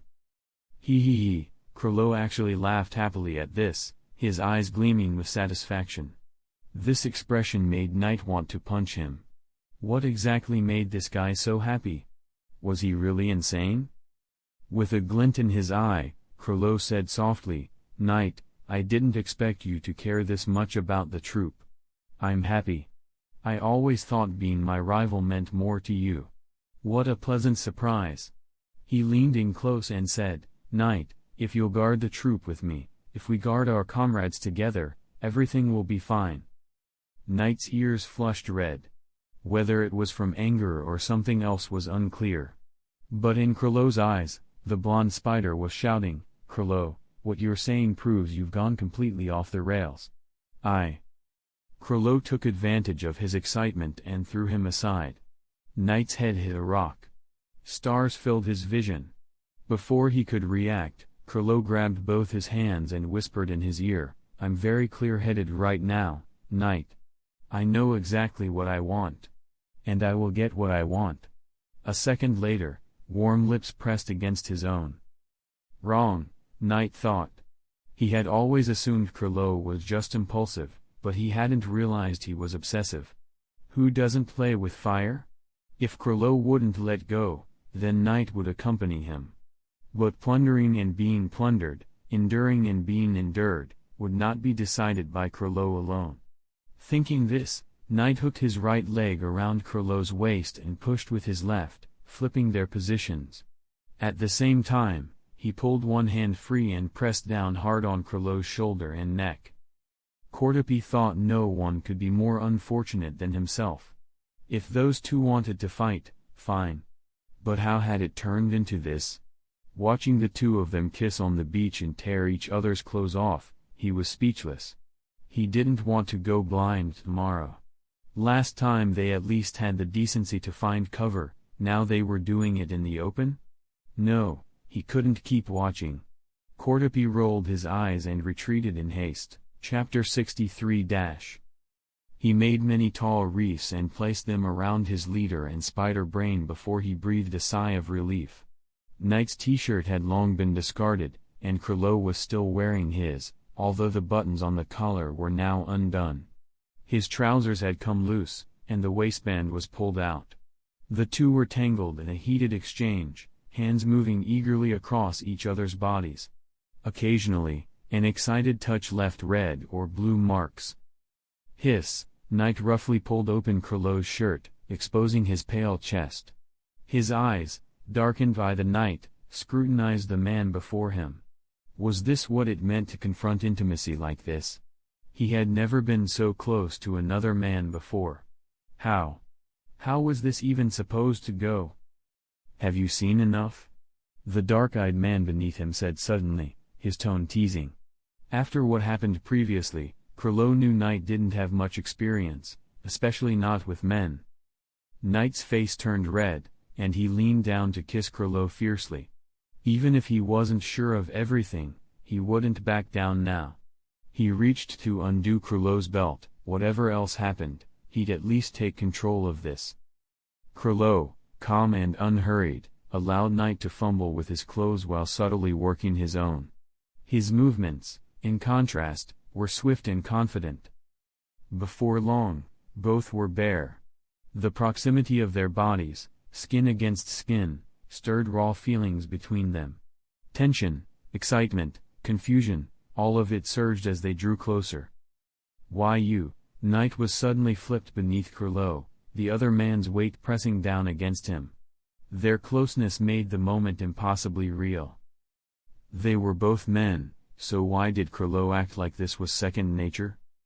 Without missing a beat, Krilo leaned in, his body aligned with Knight's, stealing a kiss that deepened into something far more consuming. The warmth, the contact, the way their breathing tangled, Knight felt his thoughts drifting. This was different from last time. Last time was confusion and haze. This time, every sensation was deliberate. Crollo's lips trailed across Knight's skin, his hands tracing patterns that made it hard to think. Knight, caught between resistance and instinct, tried to push him away, but it only led to more vulnerability, and an expression from Crollo that made him shiver. Was he really going to give in again? Something about Crollo now was more intense, less detached, more human. It threw Knight off completely. This wasn't the unreadable leader of the Phantom Troop, this was someone fiercely, irrationally focused on him. No, this isn't right. Knight growled, trying to reassert control. He pushed back, grappling for dominance. But even as he resisted, the atmosphere between them had changed. There was still tension, but it no longer felt like a battle for power, more like an argument tangled in emotion neither of them could name. Really? Crollo murmured. Then why are you still here? Knight faltered, unsure how to respond. With a sly grin, Crollo pulled Knight into a rough embrace again.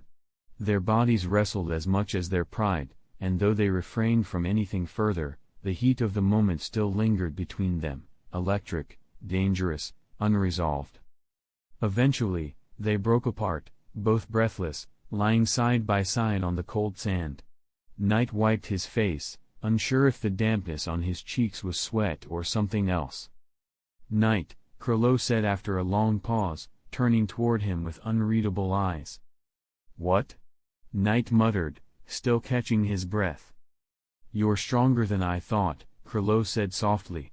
And I'm not just talking about Nen. The words made Knight's face flush again.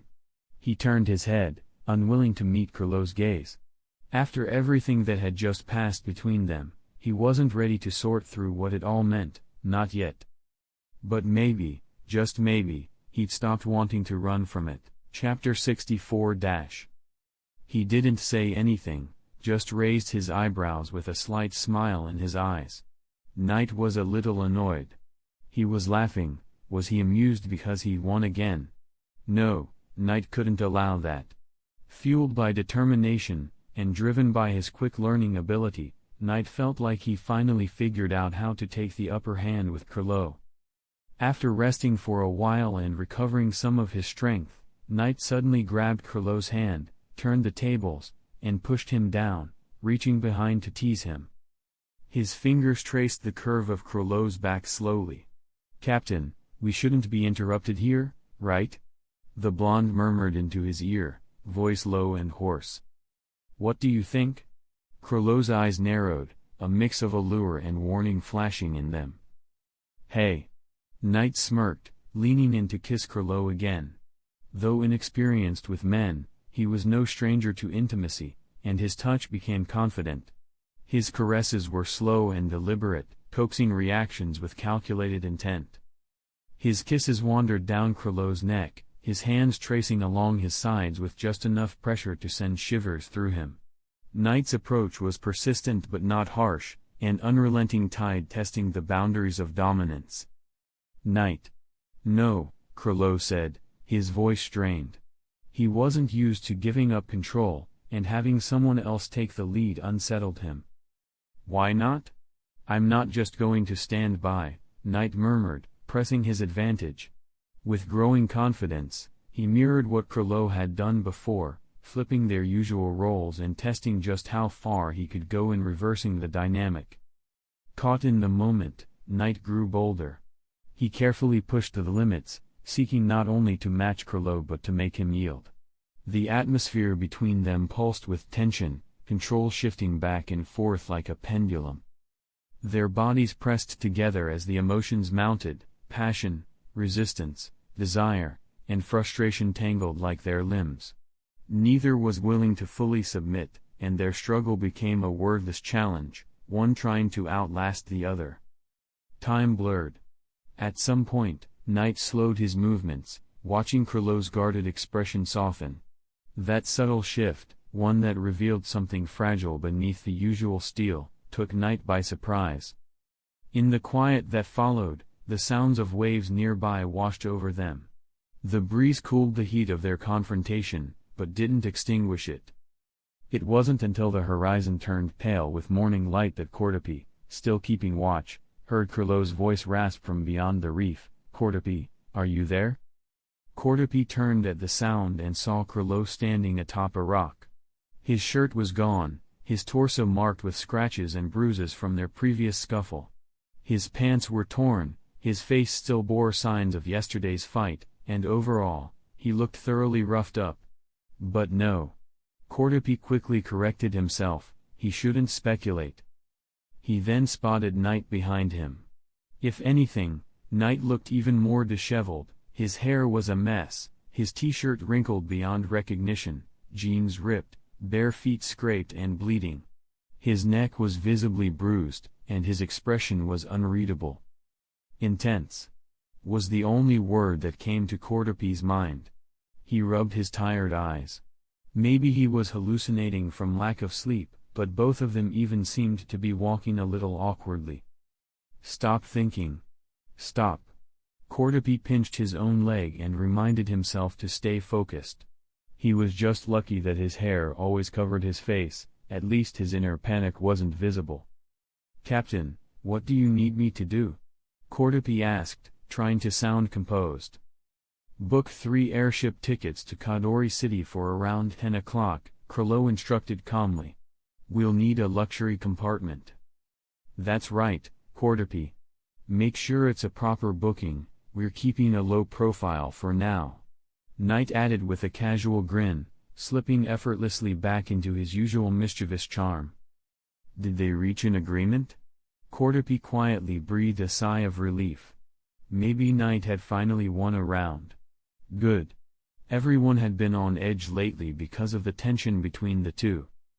After watching Cordopi leave, Knight stepped forward and stood beside Curlow. The dark-haired man gave a small chuckle. "See? Cordopi seems more relaxed now." Was he implying that this resolution was the right path for them? That if they were together, it would settle things, for everyone? Knight shot him a glance and hopped down from the reef, only to nearly stumble. Yesterday's injury was still fresh, and the landing nearly made him wince. Luckily, he recovered before Curlow could mock him for it. Not that Curlow was in better shape. Why was Curlow worse off? Hey! The author cackles. Knight may be a rookie, but the leader suffered for it. It turned out both Curlow and Knight were. Chapter 65. As soon as they boarded the airship, Knight and Curlow began to plan their next move. Not long ago, the Ten Don Syndicate, the Franciswan family, and Leorio, who had recently resumed his position as vice chairman of the Hunter Association, jointly launched a large-scale operation against the Meteor Street Elders and the Phantom Troop. Though the Elders were victorious, many follow-up issues remained unresolved. The Elders, naturally, would maintain balance among underworld powers. Curlow couldn't confront Leorio head-on for now, but the Franciswan family, the financiers behind the attack, was ripe for targeting. The Franciswans were a large, global enterprise with numerous licensed hunters under their employ. A carefully orchestrated plan was needed to dismantle them without leaving loose ends. Searching X strategy X subtle approach. It took a day and a half to sail from Lifanki to Kadori City. Unlike their previous destination, Kadori City, also called Dark City, was known for crime, arms trafficking, and illicit trades. Though not quite Meteor Street, it bore some resemblance in its lawlessness. Curlow had come to find someone he'd crossed paths with before, a man now known as Lansnick, a sloppy-looking supplier of fantasy beasts. Interestingly, he had once gone by the surname Franciswan, and had been a top contender for head of the Franciswan family. Lance was a fantasy beast hunter. The details of his first encounter with Curlow were trivial. What mattered now was that he loathed the current Franciswan patriarch, Cassius Franciswan, whose ambition had cost Lance his family and status. Were it not for a chance Nen awakening and passing the hunter exam, Lance might have perished years ago. If anyone wanted the Franciswan family destroyed more than the Phantom Troop, it was him. Following Curlow into a dark alley, Knight stepped carefully to avoid the sewage-filled path with visible distaste. Though Lance was known for his beast supply business, His living quarters were a far cry from even the brigade's hideout in District 13 of Meteor Street. "We're here," said Curlo, who was leading the way. "Hey, finally? I'll knock." Knight stepped onto the shaky wooden porch, knocked a few times, and called, "Mr. Knock, are you in?" At his shout, a chorus of beastly roars erupted from within. Slow footsteps approached, and the door creaked open. "Who's looking for me?" Curlo stepped forward with a familiar smile. "Lance, I hope you still remember me." "You." Lance's pupils shrank. Curlo and Lance spoke inside for over an hour.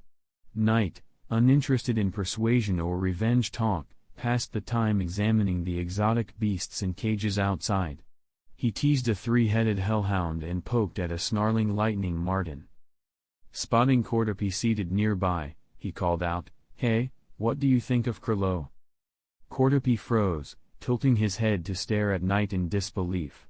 Internally, he screamed, "Why the hell are you asking me?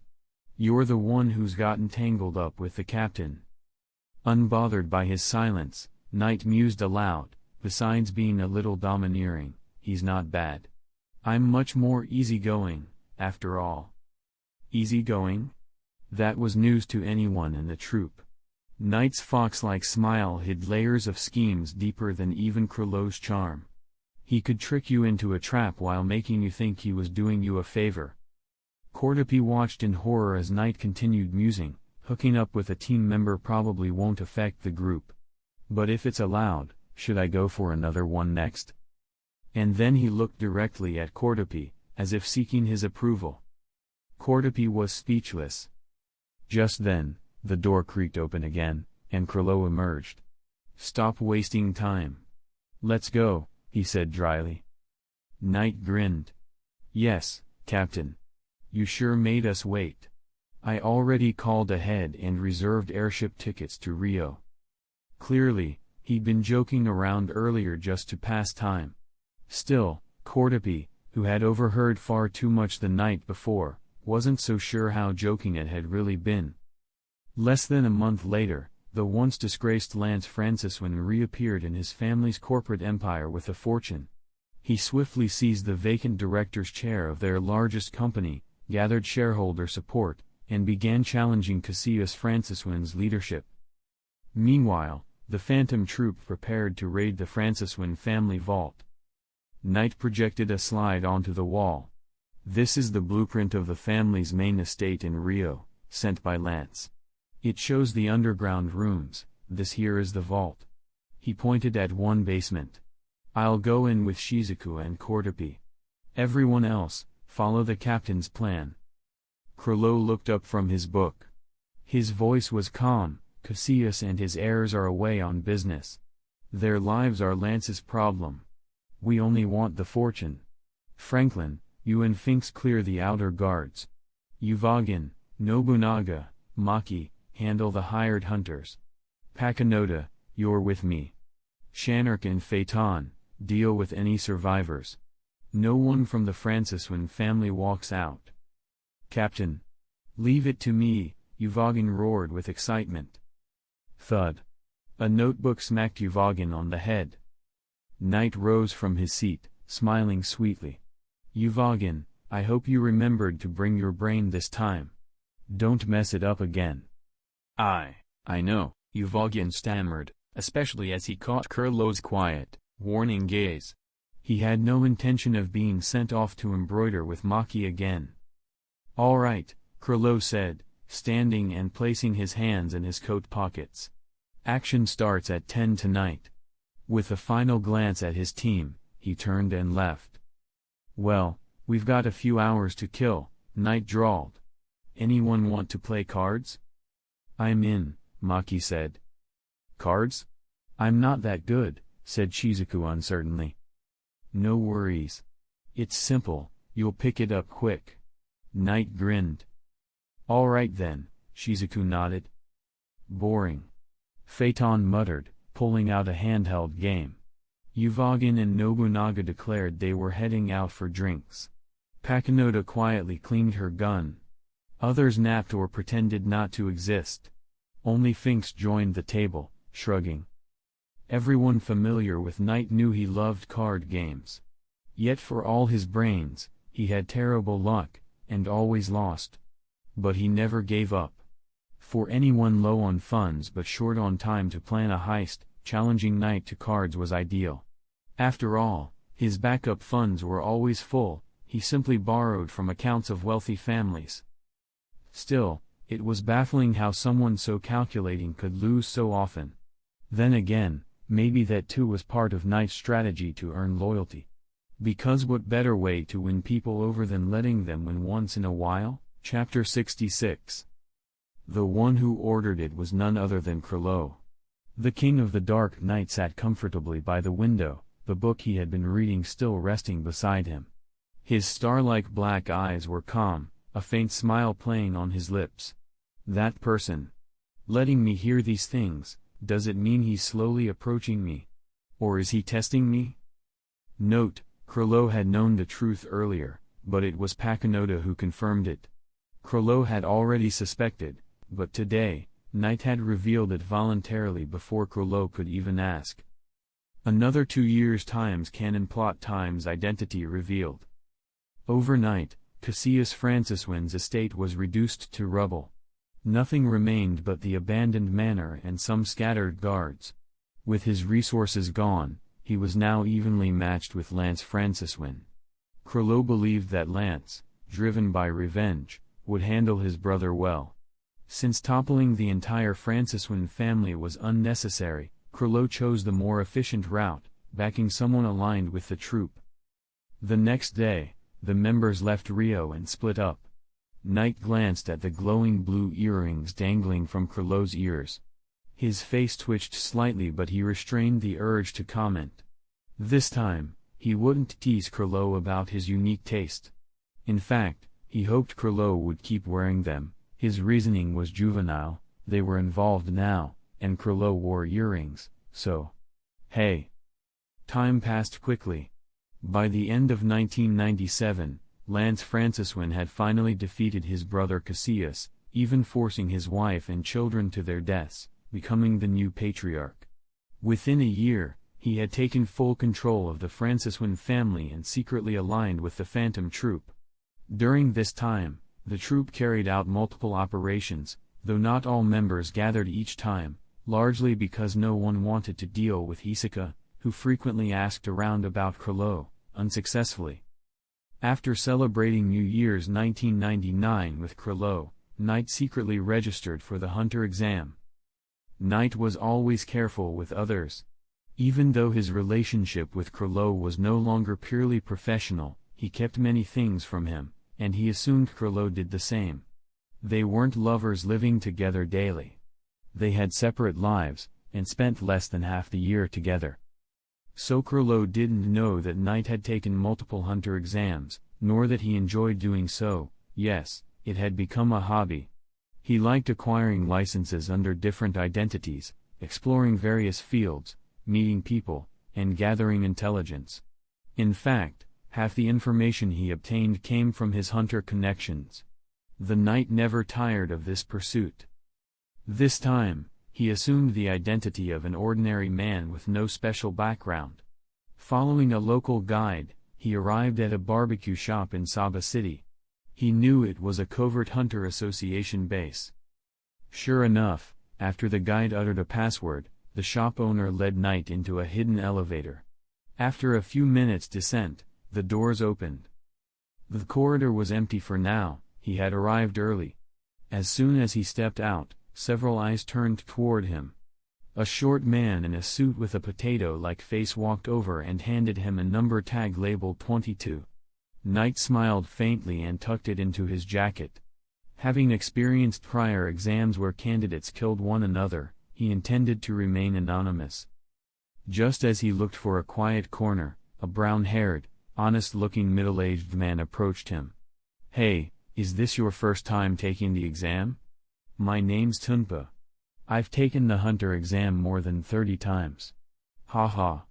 Never passed, though." He laughed awkwardly, trying to seem friendly. Knight was not impressed.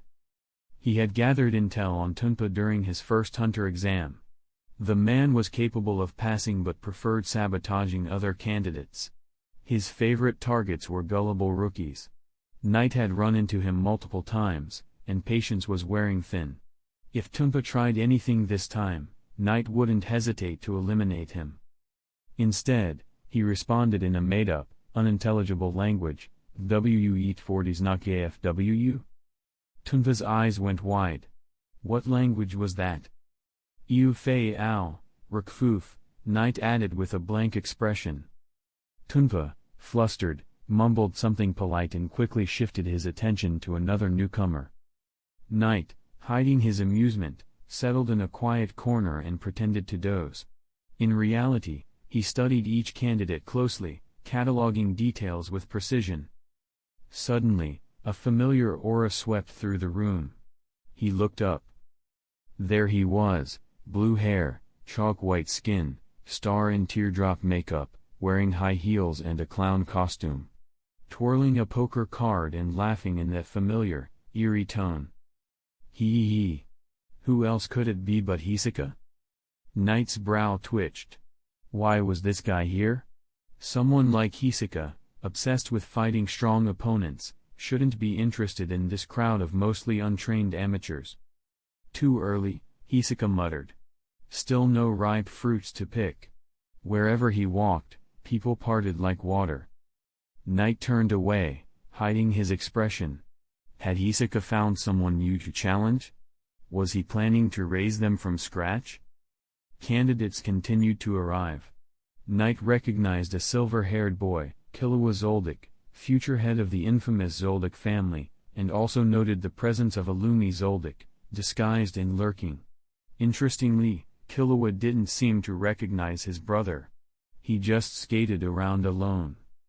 Hisoka, meanwhile, seemed familiar with Illumi, even speaking his strange language fluently. With more and more people gathering, Knight glanced at his watch. Just over 10 minutes to the start. At that moment, the elevator opened again.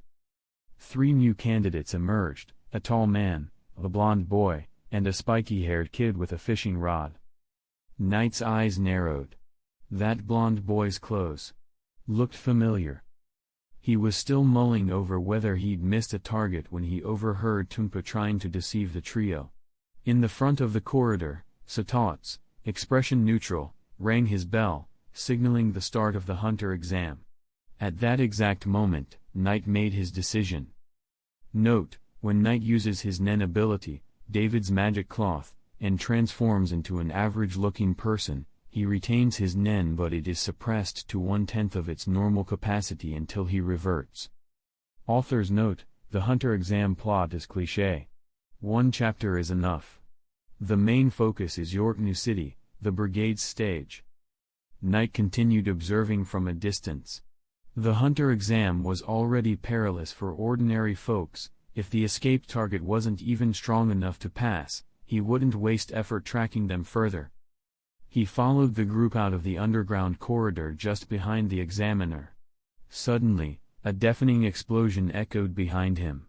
A wall crumbled, smoke billowed. A boy in a green outfit fell from the debris.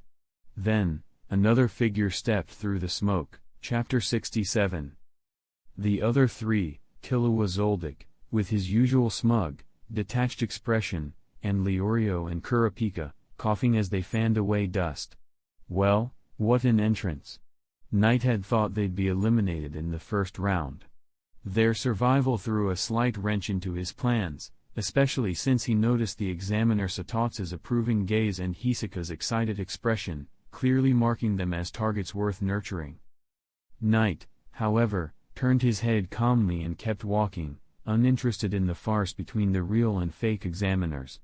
There was plenty of time left in the Hunter exam, opportunities would present themselves.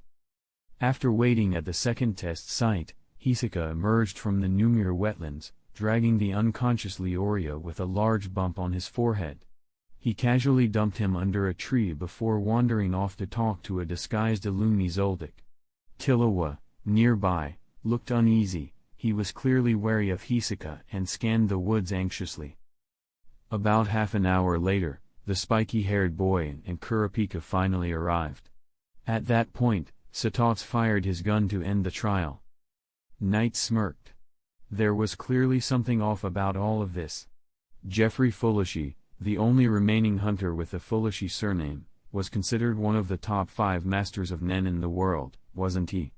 That alone was enough to make the Hunter Association cut him slack. The innocent-looking kid likely had more backing than met the eye. The second test was hosted by 2 gourmet hunters. First task, roast a whole pig. For someone from Meteor Street, cooking over fire was second nature. Knight passed easily. The second task, however, making sushi, ended in chaos, and no one succeeded. Just when Menki began arguing with the examinees, Netero, chairman of the Hunter Association, showed up in an airship, chastised Menki, and ordered her to change the exam. This made Knight's eyes narrow even more. The Hunter exam was supposed to be the world's toughest, and now the chairman himself was interfering just because a few candidates whined? Clearly, he had an agenda or had been asked to do someone a favor. Either way, the altered test was a joke. Knight passed easily and boarded the airship for the next round. He first visited a restaurant to eat. While walking through the rest area, he witnessed Anita's revenge incident. Under exam rules, unqualified candidates should have been expelled immediately. Why was she spared? Watching Gon and Killua walking off with Netero, Knight only shrugged, but his alertness increased.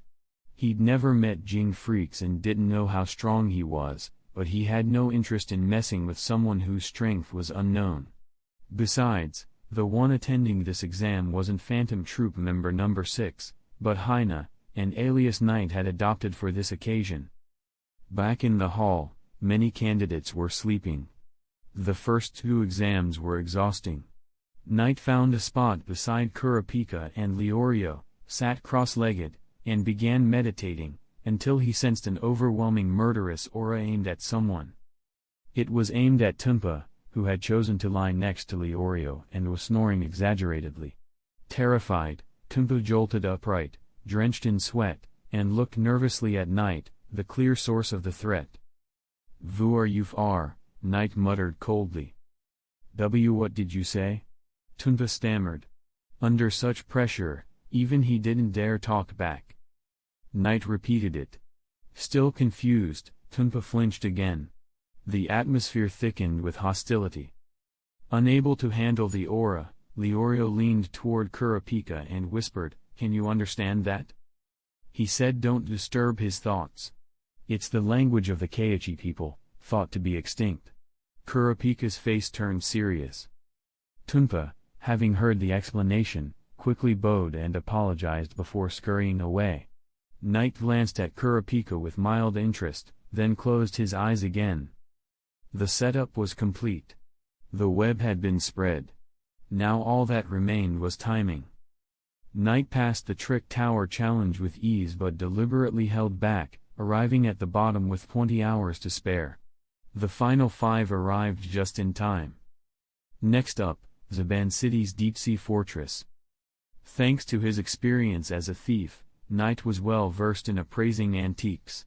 He paid with 2 valuable items and secured a second-class room. His roommate had a monkey, but Knight ignored him, opting for a shower and some rest. These moments, when other candidates relaxed, were always preludes to danger. As expected, the elderly innkeepers vanished midnight. A rumor spread that a once-in-a-decade storm was coming. Panic set in. Those who escaped in small boats were swallowed by whirlpools, those who used balloons were torn apart by wind. The only remaining warship was stuck between rocks, and candidates had to work together to move it. When jobs were being assigned, Knight pointed to the dashboard and spoke in Keiichi to Kurapika. "You said you know that?" Knight, to Kurapika. Kurapika, familiar with navigation theory, was surprised that Knight knew more than him. "Yes, I can operate it, but no one here understands me." After a moment, Kurapika nodded. "Okay, I'll stay and assist." He turned to the group. "The rest of you, Go to your assigned stations. I'll help with the helm. In the darkness, the hidden spider locked in on its prey. Suddenly, the warship jolted free. The force knocked Kurapika into a wall. He fainted instantly. Knight seized the helm, stabilized the ship, and discreetly wrapped Kurapika's head in a bandage, inside which was a small modified surveillance chip. With sunrise ahead, the remaining 25 candidates reached the fourth stage. Having successfully implanted the tracking chip, Knight had no intention of continuing the exam. The remaining tests would center around combat, and with Hisaka and Illumi present, it was too risky. Even in disguise, he couldn't guarantee anonymity.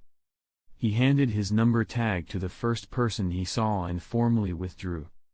Knight lounged in a high-rise apartment in a bustling tourist city, the TV volume cranked high. He had nothing urgent to do.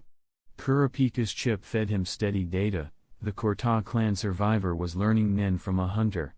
That restriction-based power was starting to get interesting. In order to achieve strength quickly, he was clearly placing limits on himself. Chapter 68. Humph. With that kind of self-restraint, Knight could probably orchestrate a chance accident. But first, he needed to uncover that turncoat, Hisaka. The cell phone on the sofa lit up. Knight casually pressed answer. A drama played in the background with a heroine on a date, cooing flirtatiously. Nothing. Eh? Knight eyed the caller ID. Krilo. That guy wouldn't prank call him, right? He muted the TV. Captain, are you there? Poor signal? All good, a voice finally said. Where are you? Oh, Cell City.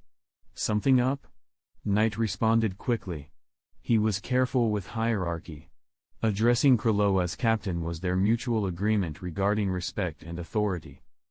I'm waiting in Iskon City. Come ASAP. No explanation given. Knight smirked. Classic. Got it.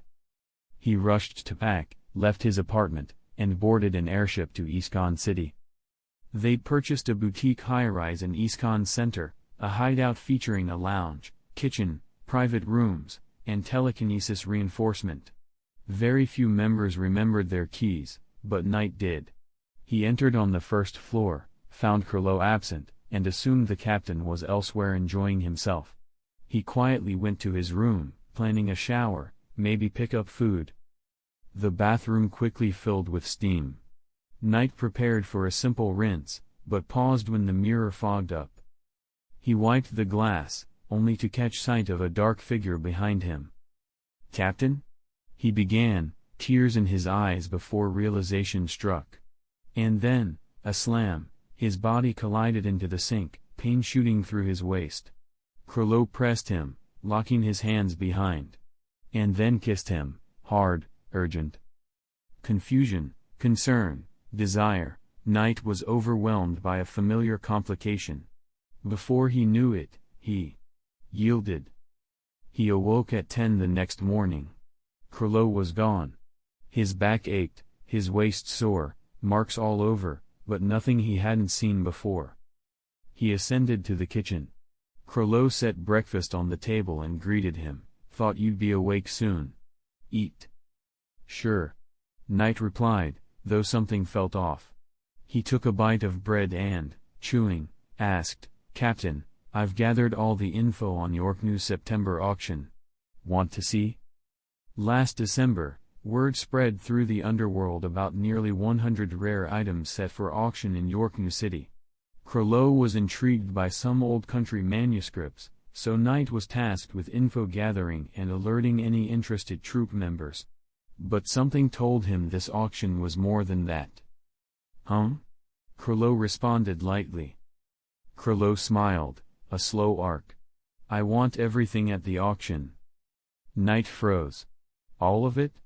The plan seemed too large. Why provoke the 10 dons so openly? He collected his thoughts, replied coolly, Understood, Captain. I'll gather more intel. Give me time. Krilo nodded. You and I do this together. Next, Knight asked, What about Pakinota and Uvogin? Krilo narrowed his eyes. Pakinota stays in Doria City, she's got leads. As for Uvogin, let him act freely. He can't stay put, he chuckled, meaning clear. Knight blinked. Krilo's calm was intact, but something felt strangely off. When alone with Krilo, the atmosphere was strangely quiet. Krilo read, Knight sat composed. It was peaceful, if a bit formal. Then, on the second afternoon, Krilo produced 2 concert tickets. If classical music meant anything to Knight, it wasn't clear. What was this about? Krilo softly explained, you should go, if time allows. It's an early work by the composer of the notorious Dark Sonata. Fascinating. Knight accepted. He understood, Krilo wasn't testing. He was trusting. Chapter 69. After the meeting, Knight cleared his throat. Captain, you don't sense anything overly dangerous, right? Krilo stared at him silently, eyebrow raised in question. Did you get the wrong author? Knight frowned inwardly. 2 days later, facing the giant poster for an upcoming opera, Knight read the promotional description aloud. The mysterious history of the Sitaiku tribe. The era when kings and sorcery coexisted. Revealing the origin of the Sitaiku dolls. Returning to the war 3,000 years ago. Krilo watched Knight carefully. Let's go see it tomorrow. Knight beamed. Yes, Captain. The next day, Knight presented a thick dossier on the Sitaiku tribe. Krilo accepted it but said nothing. A few days later, without warning, Krilo led Knight to a special exhibition on ancient kingdom relics. Wow! So crowded, Knight mumbled. Krilo smiled softly. It's the first major exhibition in Doria City. These pieces are exquisite, and some may be sold into private collections. You rarely get to see them again. That pulls in both public and private collectors. Knight pondered, then spoke up. Captain, should we bring others, Shizuku, Finks, Maki, Franklin, to help secure it?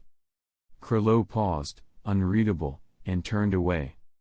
For the next month, Krilo whisked them on jungle treks, seaside dives, and other exploratory trips.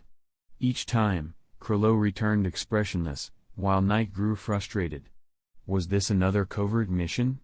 Or a distraction? But in truth, people close to Krilo could see his intention. He simply wanted to spend time together, not plan an operation. Knight, unwittingly stuck in mission mode, misunderstood repeatedly. They'd been lovers for 2 years, but still strictly observed their roles, captain and subordinate. Neither spoke of love first, their priorities lay always with the troop. Occasionally, Krilo would attempt something personal, and Knight, guarded by principles, retreated. Despite this, Knight never felt the need for permanence. Their lives were perilous, and spiders seldom mourned the dead. But this time, Krilo decided to push again, with a different venue, an orphanage near the city outskirts. Krilo appeared in casual garb, clean, soft hairstyle brushing his face, a bandage hiding a forehead mark. He looked around 10 years old. Knight smirked dryly. Volunteer, really? The Phantom Troop giving personal charity? Odd. Inside, the director greeted them warmly. You must be Mr. Loilu. Thank you on behalf of the children. We've had few donations lately. Krilo listened attentively, speaking with every caregiver and signing a sizable check. Then he played with the children, and Knight reluctantly joined. Having never cared for a child, even his daughter from a past life had nannies, Knight was exhausted after the morning. He found a bench behind the orphanage and rested. March's late spring brought golden winter jasmine blossoms on the hillside. Knight, Krilo called lightly as he approached. Knight looked up. Captain.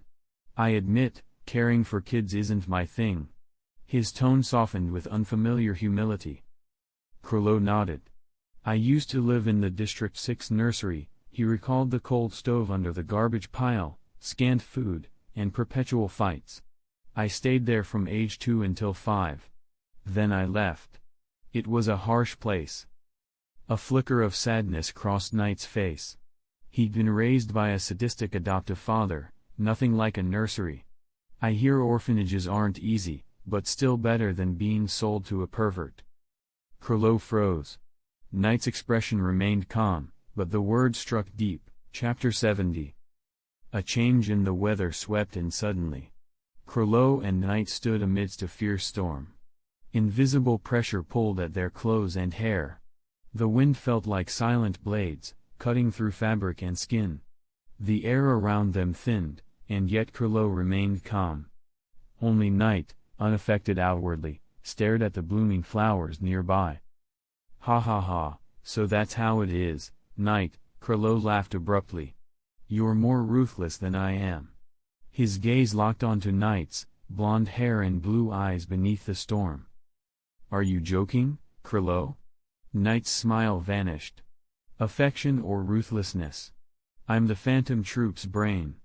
I collect intel and formulate plans. Nothing more.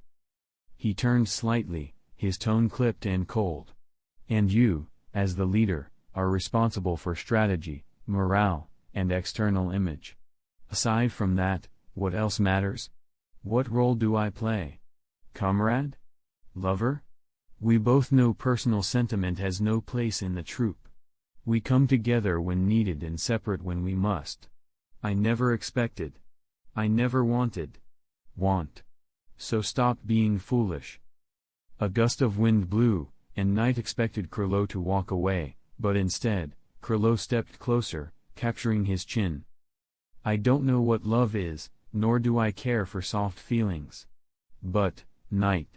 Krilo's gaze bore into him. I need you. Not as a toy, not a keepsake, not as leader to subordinate. I need you with me, to assist, support, stay by my side. When I choose to hold your hand, I will never let go. Until one of us dies. It stung. Knight's calculating mind, always racing, froze for 10 seconds at those words. Krilo had just said that to him. Was this a lover's confession? Knight's cheeks flushed. He was unsure whether he felt anger or shame. Moments ago, he turned Krilo away coldly. Now he looked vulnerable, teased, trapped. Knight, Krilo whispered close to his ear, you stifled your feelings, didn't you? If denying it hurts, why lash out at others and yourself? But if you enjoy this chase, even better. It was a lover's whisper. Krilo, get off. Knight protested, though his voice wavered. Krilo pressed on, capturing his lips again in a lingering kiss. Knight ground his teeth. You're the best manipulator in the world. Why did you have to open my eyes, show me your heart? Growing up, anyone from Meteor Street learned to fear warmth. Even now, Knight was alert to life around him, ready to strike first. As Krilo's subordinate, Knight always kept distance, 5 meters, courteous smiles, watchful eyes. He never would have thought he'd be standing this close today. But now they were, too close. Their own defenses let down. Each had become the other's weak point. His mind raced, but he set aside the chaos. He pushed Krilo gently into his arms and responded to the kiss. 2 thieves, 2 spiders, drawing comfort from their bond. Awaiting the next move. That's when a child's voice rang out. Ah! What are those 2 brothers doing? I don't know. They're kissing. I saw it on TV. But I heard they have to remove clothes to do that. Knight broke the embrace immediately, snapping his head toward a window where a dozen children stood in shock, staring. He stiffened. This was an orphanage, not a private room. Knight, what's wrong? Krilo said softly. Knight glared at him. Krilo shrugged and smiled, there's nothing shameful about this. You know that. Knight hated how Krilo dismissed the world so easily, they are just strangers. Admiration, contempt, warmth, hatred, Krilo treated them all the same. If you don't matter, ignore them. If you resist, kill them. They grew up in Meteor Street.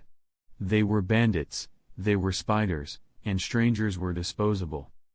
In early April, Knight finally received confirmation that all auction lots were registered. He reviewed the likely buyers and power players behind the items, and went to see Curlo. There are 30 items this time. Half are major collector's pieces.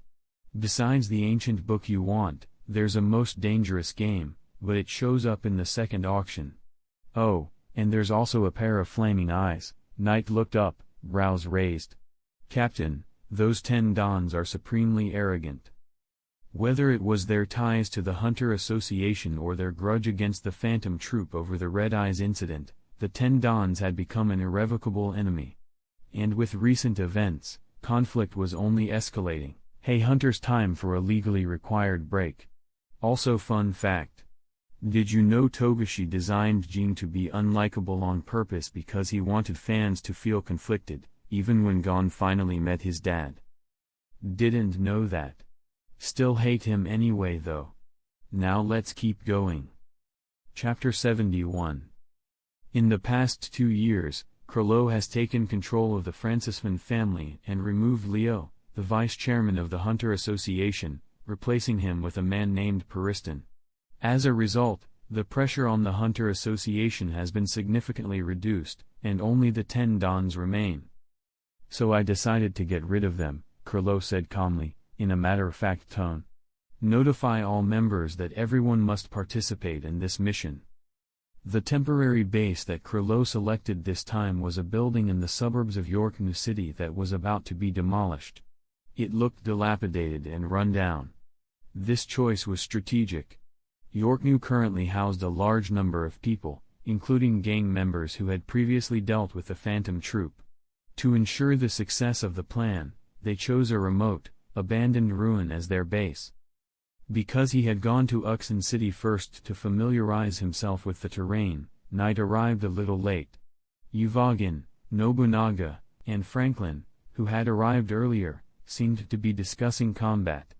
Maki was off to the side, knitting a sweater. Phaeton wore a disgusted expression as he looked at the red-haired clown seated opposite him, who was building poker towers and laughing intermittently. Curlo was buried in a book. Hey, everyone's here so early. Knight greeted with a smile. It had been a long time since the entire group had an activity together. Seeing all his comrades at once was a joyful event. Except that person. Knight's gaze swept over the room, and no one noticed how his eyes dimmed slightly when they landed on Shanark. Of course, Knight, I'm always the most punctual, Uvogin laughed. You're third from last, Pakinoda and Finks aren't here yet. Knight smiled. Luckily I'm not the last. He couldn't possibly admit that he had been trailing Curlo the whole time. Before long, the last few members arrived. Curlo wore a mysterious expression, his lips curled into a half-smile. Calmly, he announced, our goal this time is all the treasures. Knight already knew this and simply curled his lips, saying nothing. But Uvogin gaped and asked, Captain, are you serious? If we do this, we'll be going up against all the underworld forces. Curlo raised an eyebrow. Are you afraid? The wild giant laughed with excitement. No, I'm thrilled. Give the order, Captain. Really? Curlo smirked, emanating the powerful aura of an underground king as he calmly declared their enemy's fate. Then my order is, kill them all. Leave no one alive. Uvogin laughed maniacally, his voice the loudest in the base. A gleam of determination flashed in Curlo's eyes as he turned and left.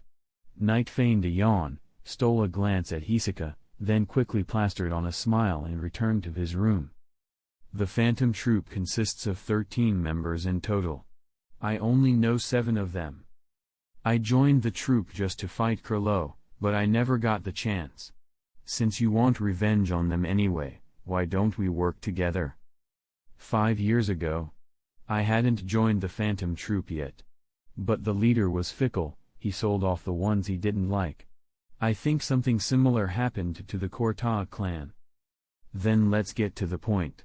Do you want to cooperate with me? Same time tomorrow. Come again. In a ruined house, a glint of green flashed beneath short blonde hair, then faded as the eyes closed again. Amidst the tangled spider webs, who was the real prey, and who was the real hunter?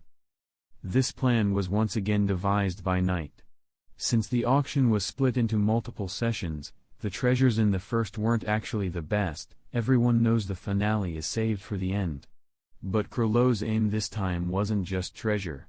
While the treasures were valuable, the more precious they were, the more difficult they were to maintain and transport. Krolow had a habit of selling items he grew tired of through the underground market, except for books. His true goal was to deal a blow to the Ten Dons, the powers behind many criminal organizations. He wanted to create chaos, provoke the Ten Dons, eliminate them, and then support allies of the troop to rise to power. Knight assessed the security at the auction and found it loose, by the standards of a group like the Phantom Troop, so only a few members were dispatched. Phaeton and Franklin handled the main auction floor, Yuvagin and Nobunaga managed the perimeter, Shizuku, Maki, and Knight himself were tasked with retrieving treasures and cleanup, and the remaining members stayed back at base with Krolow to await results. Knight, how will we get in without an invitation? Shizuku asked blankly, adjusting her black-framed glasses. Driving the car, Knight laughed. Don't worry, I've already tracked down a small gang. We'll intercept them on the road and snatch their invitation. Why do we even need an invitation? Can't we just go in directly? Asked Franklin, visibly cramped in the small car. As the troop's only member capable of large-scale attacks, he was crucial for clearing out enemies, but had to hunch uncomfortably to fit in the vehicle. By the way, Nobunaga, responsible for outside surveillance, had gone separately, and Knight let them proceed on their own. Maki said coolly, we mustn't alert the enemy before striking. The captain's orders are to kill everyone. If you want to chase down the ones who escape, go ahead and ask Knight to revise the plan. Maki is right, Franklin, Shizuku nodded. The big man fell silent. After a few more blocks, Knight parked the car at a narrow alley corner. They waited in silence. There they are. Knight hit the accelerator, and the car surged forward, cutting off two other cars at an intersection. Who are you? Do you know whose car this is? Several black-clad gangsters jumped out, charging over aggressively. Of course I do. Knight adjusted his hair, stepped out with a click of the door, just as Phaeton shattered bones with brutal precision.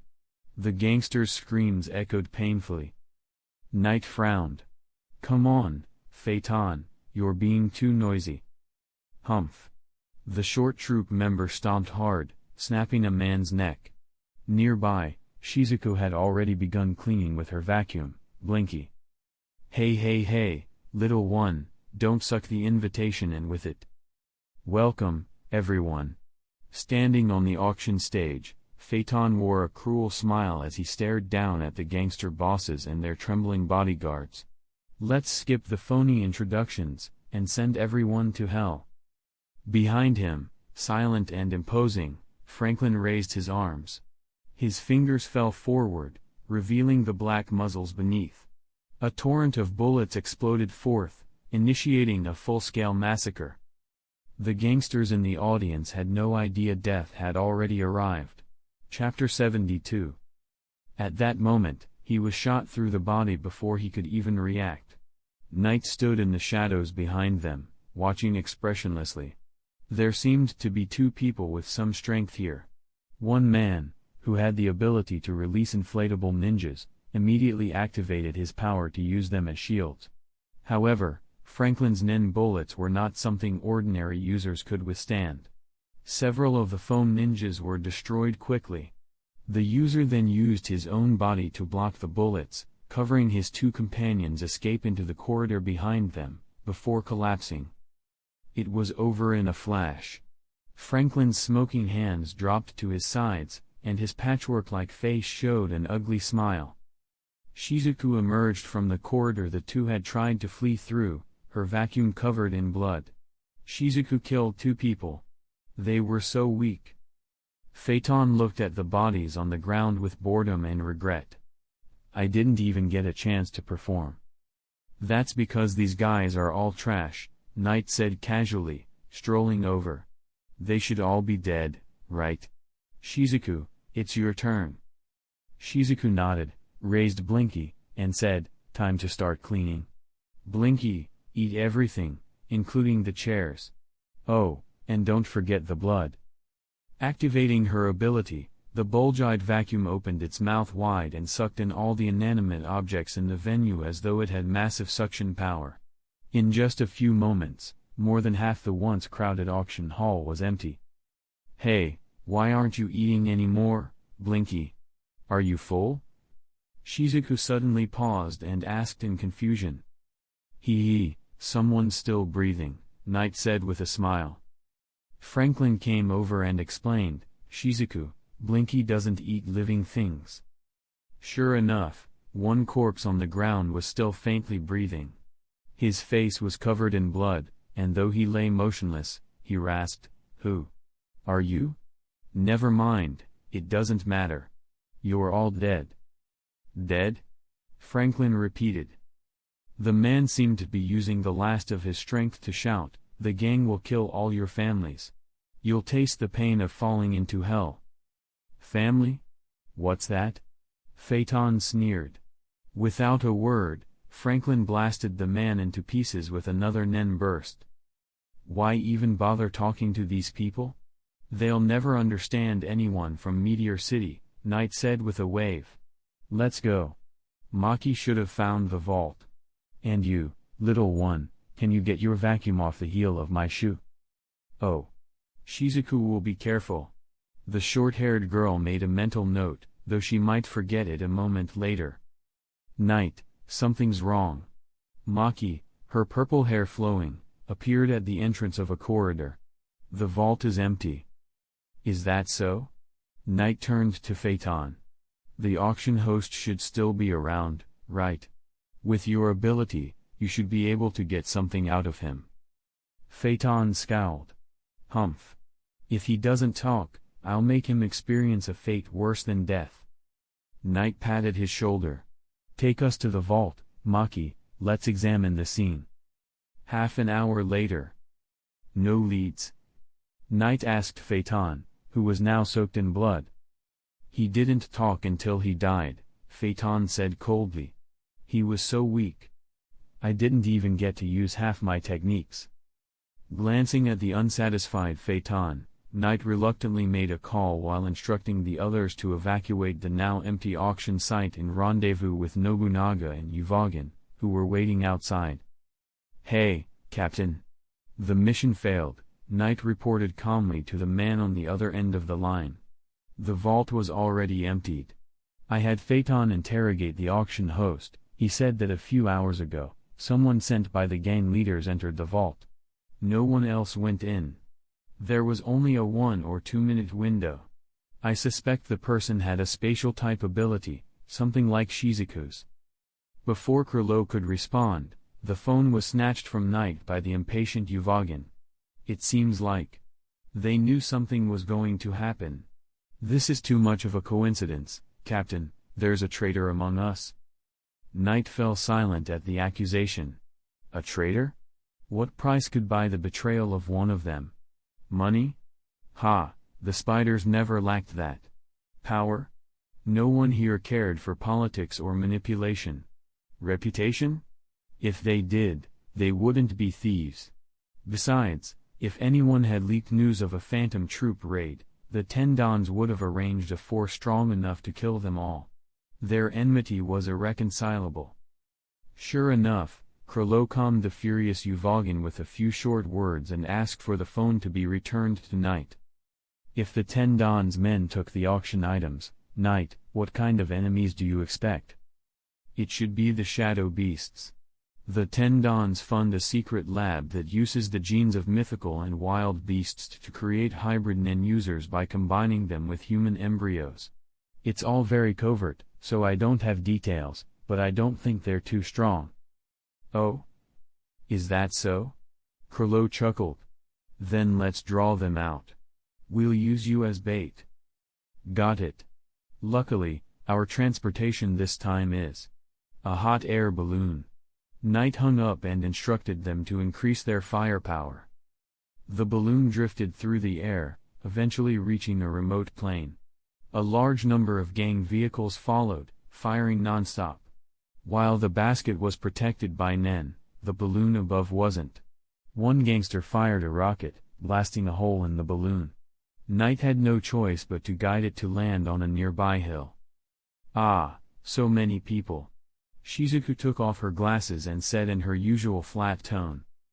Don't let anyone steal them from me, they're all mine, Uvogin yelled excitedly as he jumped and slid down the hill. TSK, garbage. Nothing worth fighting over, Phaeton sneered. Let Uvogin take care of them. It's still early, let's play cards. Knight smiled and pulled out a deck. Ordinary gangsters stood no chance against Uvogin. Even a rocket launcher only caused him slight pain, just enough to enrage him. He charged into the crowd and slaughtered many at once. More gangster vehicles approached in the distance. Still playing cards, Franklin remarked, they really came all this way just to die. It's your turn. Shizuku reminded him. Huh? That guy's here too. Knight suddenly sensed the signal from a chip he'd planted. Was he here to fish in troubled waters? There was more than one Phantom Troop member present. Even if Kurapika had strengthened himself through vows and limitations, he couldn't possibly withstand an attack from all of them. Was he trying to die? What a pity. After those thoughts flashed through his mind, Knight set them aside. Uvogin was having fun. Letting him suffer a bit wouldn't hurt. People shouldn't be too confident. Still, despite himself, Knight glanced in that direction and saw a car had parked at a distance. A few weak-looking individuals had stepped out and were watching from afar. They were probably other members of the Nostrade family, the ones Kurapika was working for. Chapter 73. Bodyguard? Huh? In fact, many small and medium-sized families have recently risen due to the conflicts between Meteor City and the underworld organizations. The Nostrade family is one of them. Since they lack any significant figure worth looking up to, their strength is weak, they've barely scraped into the upper echelons of the underworld and often have to rely on the goodwill of others. If Kurapika hadn't chosen to become their bodyguard, Knight probably wouldn't even know their name. However, according to intel overheard by Kurapika, the youngest daughter of that family is quite popular among the higher-ups in the underworld. Her divination ability might be related to the failure of their plan this time. Still, the information about the underground auction being attacked shouldn't have spread far, and even then, what did leak was vague. They only deployed a few people, sent to their deaths, essentially. Knight, you're wrong. Maki's cold voice snapped him out of his thoughts. Ah, no way. Knight quickly came to his senses and realized he only had a jack and an ace left. I took the wrong one, he said with a smile, reaching to take the card back. No, Knight, you lost this round, Shizuku said sternly. Franklin nodded. Shizuku is right. It's fine, I'll win next time. Knight hurriedly shuffled the cards, more concerned about making a mistake than losing money. It was a bit embarrassing to slip up from distraction, even if the others didn't know the reason. Looks like someone else is coming, Nobunaga muttered as he reached into his kimono, sounding bored. Knight turned his head. Who is it? Just more trash. Phaeton's words oozed with menace as if squeezed from between his clenched teeth. His fists tightened, clearly regretting that he had agreed to let Uvogin handle the attackers alone. Watching without acting made his hands itch. What are you mad about? Knight muttered. Then he shouted, Nobunaga, take my spot. If you win, it's yours. If you lose, it's all mine. Haha, Knight is as generous as ever, Nobunaga laughed weirdly and took his cards. Knight walked over to Phaeton, watching the battle below the hill. 4 figures were facing off against Uvogin. They looked capable, though oddly shaped. The one underground can exert several times their normal strength when fighting in soil. Must be a chimera with some earth-dwelling creature. TSK, looks like a dragon worm hybrid from southern Dajo. Gross. Knight commented as he observed. He won't trap Uvogin for long. He's just playing with them, Phaeton said grimly. What a waste of time. As they spoke, the situation shifted. A jackal-like man leapt toward Uvogin, supported by his 2 companions. Uvogin roared and slammed the ground with his free fist. The sound of rock shattering exploded around him. A massive crater, about 20 meters wide, opened at his feet. It was like a sudden storm. Everyone's hair and clothes whipped wildly in the wind. The playing cards flew skyward, no one could continue the game. How pitiful. The underground beast is done for. The power of that Big Bang impact is incredible, Nobunaga remarked, stroking his chin. Knight crossed his arms. Just a right hook charged with aura. Nobunaga nodded. Exactly. A perfectly enhanced right straight, pure destructive force. It's the ultimate weapon for an enhancer type. If Uvogin could refine it even further, it might really be as destructive as a nuclear bomb. That's always been his dream. Knight smiled. He says that all the time, so I believe he's serious. Nobunaga agreed. Alright, who's next to die?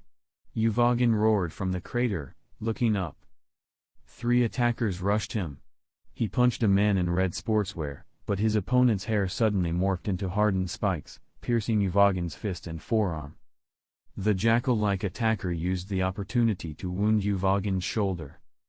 Knight was a bit surprised. Uvogin's steel-like body was actually pierced by hair and fangs. The shadow beasts are tougher than I thought. Nobunaga smirked. Need help? Uvogin growled, mind your own business. He shook the small figure latched to his arm but couldn't get him off. Furious, he stomped in place. The jackal man taunted him, provoking Uvogin even further. He growled and sat down angrily. Huh? Poisoned teeth? Knight speculated. But why not use something lethal? That would decide the match instantly. Phaeton responded coldly, he probably wants to keep him alive for slow torture. Suddenly, a fat man flopped onto Uvogin's injured shoulder and bit into the jackal-made wound.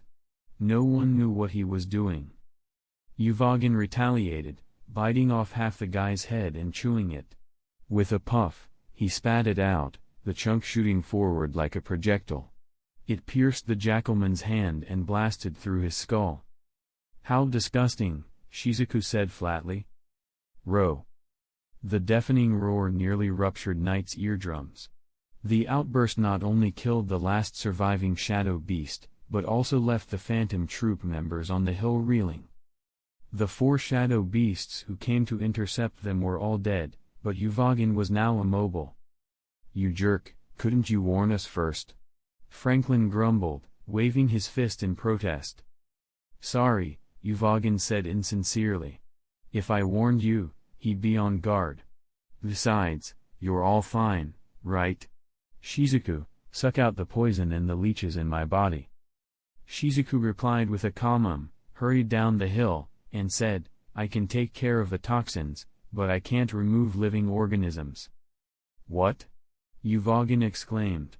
He'd clearly forgotten how her ability worked. Knight jumped down smiling. You never pay attention to details. Let me see. He picked a leech from Uvogin's shoulder, examined it closely, then said, This is a leech called Mederic. If it parasitizes you, it'll burrow into your bladder in a day and lay countless eggs. The eggs hatch quickly and are expelled through urine, but they release toxins that cause unbearable pain. Uvogin's face turned pale. Satisfied with teasing him, Knight added, but, if there's not enough nitrogen when the eggs hatch, they won't develop. So if you just poop them out, you'll be fine. From now on, Yuvagan, keep drinking and pooping. Once the black urine turns white, you're safe. Yuvagan exhaled in relief. So I just have to drink a lot, right? Knight nodded. Yep. Yuvagan turned to Shizuku. Alright, start with the toxins.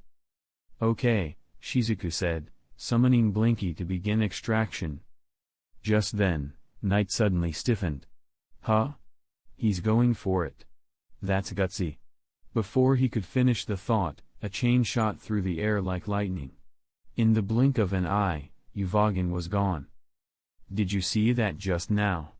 Knight asked coldly as the others jumped down the hill. Chapter 74.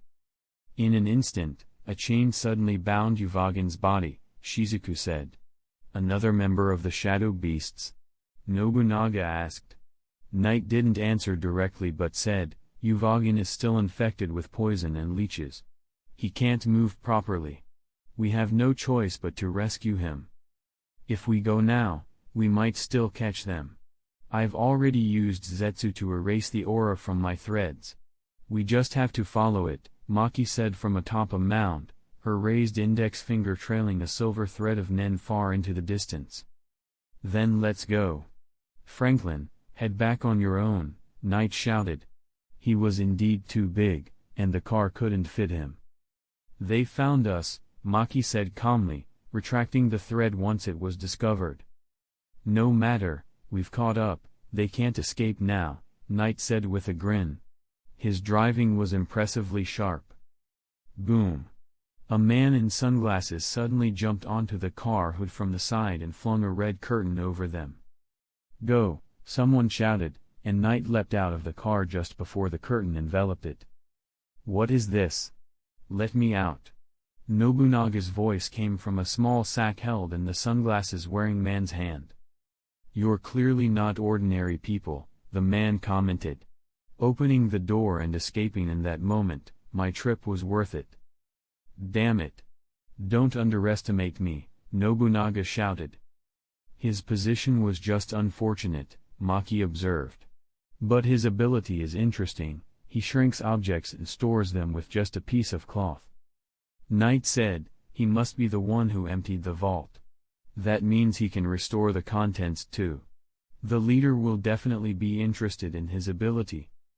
Then let's bring him back, said Maki. Save your breath. All of you are going to die, shouted one of the winged attackers. Then let's see who's left standing. Knight was the first to charge. The series of setbacks had put him in a foul mood. Kill everyone, except the one with glasses, he ordered. The shadow beasts should have disappeared by now.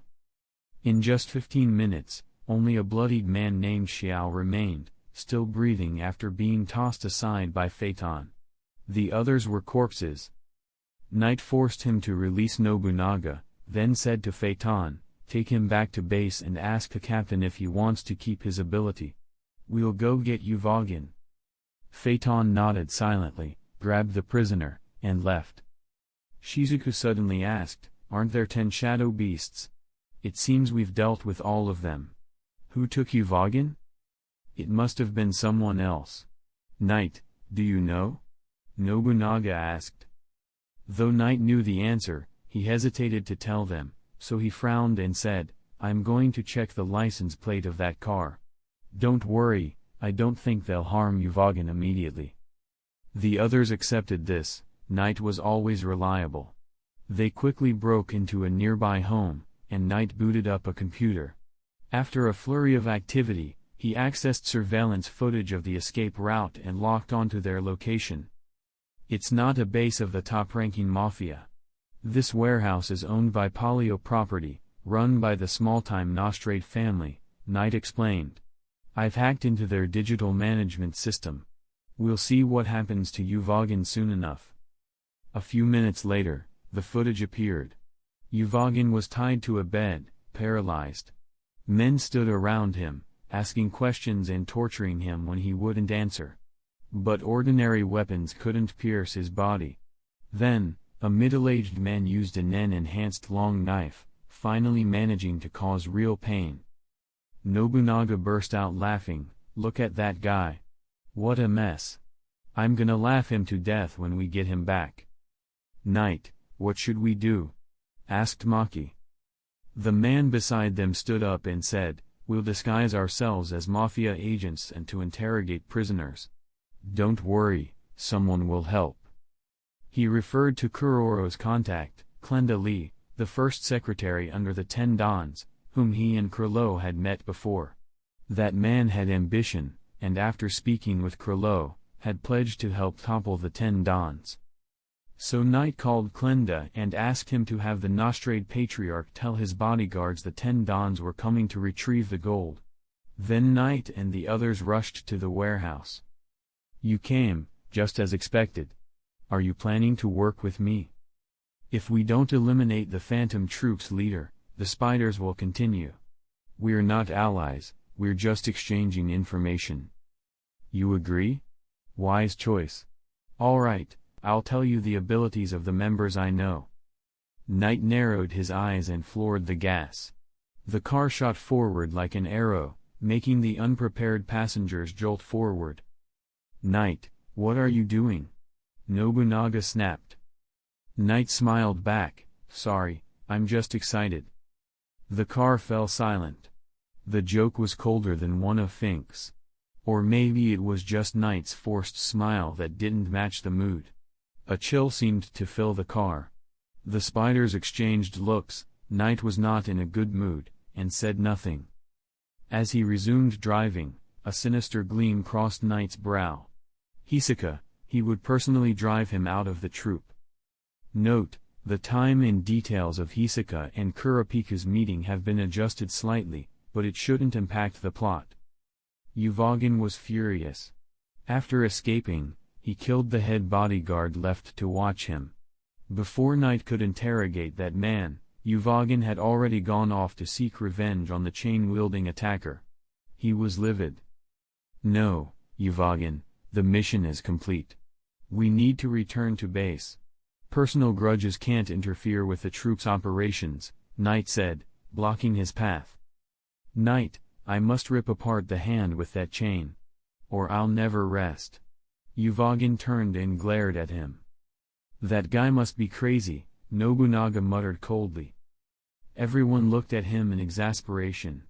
Was he trying to provoke Uvogin? Knight sighed and asked seriously, Uvogin, let me ask you something. Yorknu is a huge city, how are you going to find a chain user? Uvogin fell silent for over 10 seconds, then suddenly roared, I will find him. I'll try everything. Knight, he turned to the younger man beside him, I'm counting on you. Knight almost choked. He was the one who had to clean up the mess again. The others frowned sympathetically. Wait, I object, Nobunaga said sharply. Knight, you should be able to use that now, right? He asked. Knight nodded casually. Nobunaga pulled out a spider coin and tossed it high into the air. Front side. Uvogin called quickly. It landed heads up. Nobunaga sighed. All right. I'll ask the captain for leave on your behalf. But be back before tomorrow's assembly. Of course. Everyone knows I'm the most punctual in the troop, Uvogin laughed. Knight, he called, you drive, let's go. Chapter 75. In a house, the owner lay on the ground, covered in blood. The refrigerator door was ajar, and empty beer cans were scattered across the floor. Uvogin was still drinking from one, while Knight had already identified the target address. I checked and found that the Nostrade family has rooms reserved in 3 different hotels in Yorknu City. Just check them one by one, Knight instructed. Knight, I love you so much. Whether from drinking or excitement at being close to his enemy, Uvogin charged forward drunkenly. Smack. Knight slapped him hard across the face. Get off me. No one else dares touch me like that, except Kurlo. Uvogin just grinned sheepishly. No matter how he played the fool, Knight gave a stern warning, be careful, Uvogin. That guy's not easy to deal with. He gave the warning openly, though he planned to secretly tail him. If Uvogin ignored his advice, Knight would make him regret it. "Okay, I'll come back right after I deal with him," Uvogin declared before jumping from the 8th floor, leaving a crater behind. Scene break, Uvogin vs Kurapika. "Before that, I want to ask you something," Kurapika said coldly, his face expressionless. "Do you remember the people you've killed?" Uvogin thought for a moment. "I remember some. If they were strong, they're hard to forget." He looked at Kurapika. "So, you're here for revenge. Who are you avenging?" Kurapika glared, restraining his fury. "The Korta clan. The Phantom Troop attacked them 5 years ago." Uvogin tilted his head. "I don't remember, but if it was 5 years ago, I was probably there." Kurapika, enraged by his casual tone, asked, "You feel nothing when you kill? Strangers just die in front of you and it means nothing?" Uvogin smiled. "What should I feel? You scum." Kurapika couldn't hold back and attacked. Using Zetsu, Knight stood silently atop a nearby cliff, observing. The scarlet eyes were indeed supernatural. In that state, any Nen user could output 100% of their power. Add the special restrictions and vengeance toward the spiders, and Knight knew he himself couldn't take Kurapika one-on-one. But he'd acted first, and that made all the difference. Uvogin was captured. Kurapika yanked the chain with one hand and removed his contact lens with the other, revealing his glowing red pupil. "Ah, now I remember," Uvogin said. "So why are you coming after us? We only took a fifth. The rest went to the underworld and the Hunter Association." "You're lying," Kurapika snapped. "Kid, I don't need to lie," Uvogin smirked. "We handed a few over to the Association's special labs. Those hypocrites turned on us, teamed up with the Mafia, and set a trap. That's how number 8 died. But they still didn't get what they wanted. Ha ha ha." "You, shut up." Though Kurapika seemed unconvinced, doubt flickered in his eyes. "But we did kill them," Uvogin admitted. He didn't take the chains seriously, until he realized he couldn't break them. "Don't waste your strength," Kurapika said coldly. "My judgment chain forces Zetsu. Your grip is the strongest in the troop. If you can't break it, no one can. Tell me about the troop, and I'll let you live." "Kill me," Uvogin spat defiantly. He knew he was trapped. "Death? Not yet, Uvogin. I haven't taught you your final lesson," Knight murmured from the distance. Kurapika, realizing Uvogin wouldn't cooperate, said coldly, "Then go to hell." The chain shot forward and pierced Uvogin's chest. At that moment, Knight clicked a button in his hand. Uvogin collapsed. Kurapika, visibly shaken, turned and fled. With a whoosh, Knight leapt down from the cliff, rushed to Uvogin's body, and used his Nen to slow the damage. He wasn't a specialist, but it was enough. "Og. That hurt." Uvogin stirred. "He didn't kill me?" "Of course not. If I hadn't stepped in, you'd be dead." Knight lifted his hand from the wound. He hadn't interfered much, just tweaked the chain's trajectory by a hair's breadth, causing Uvogin to lose consciousness instead of dying. "Hero. Knight. You followed me?" Uvogin was stunned, but seeing Knight's face, didn't dare question further. "You're not dead, but you're in bad shape. I've got a house in Yorknu, go recover there," said Knight.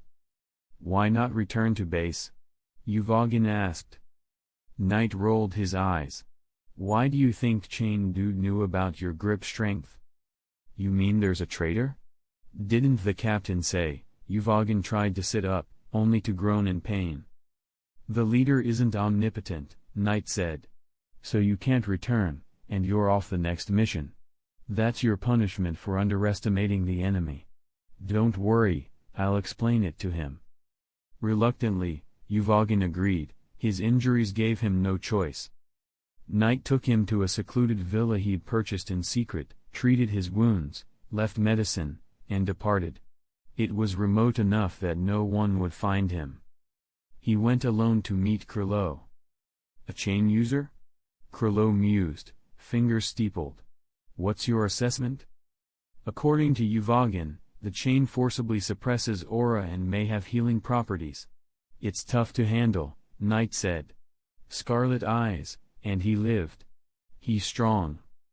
Revenge, at a time like this, Krilo murmured. Should he change the plan? With me there, Uvagin will be fine. As for him, he needs to learn. I warned him, and he ignored me. He's healing in a safe place, out for now. Knight added, but I suggest we say he's dead. I want to catch the traitor and the troop. Then his eyes gleamed. Also, Captain, the Nostrade family's youngest daughter has an intriguing ability. Want to hear it? Really, Knight? Krilo smiled faintly. Krilo sat on a rock at the center of the base, his gaze indifferent. Phaeton, did you get anything from that guy? The short troop member shook his head. Then, if Uvagin doesn't return by tomorrow morning's 6 a.m. meeting, Krilo paused. Nobunaga,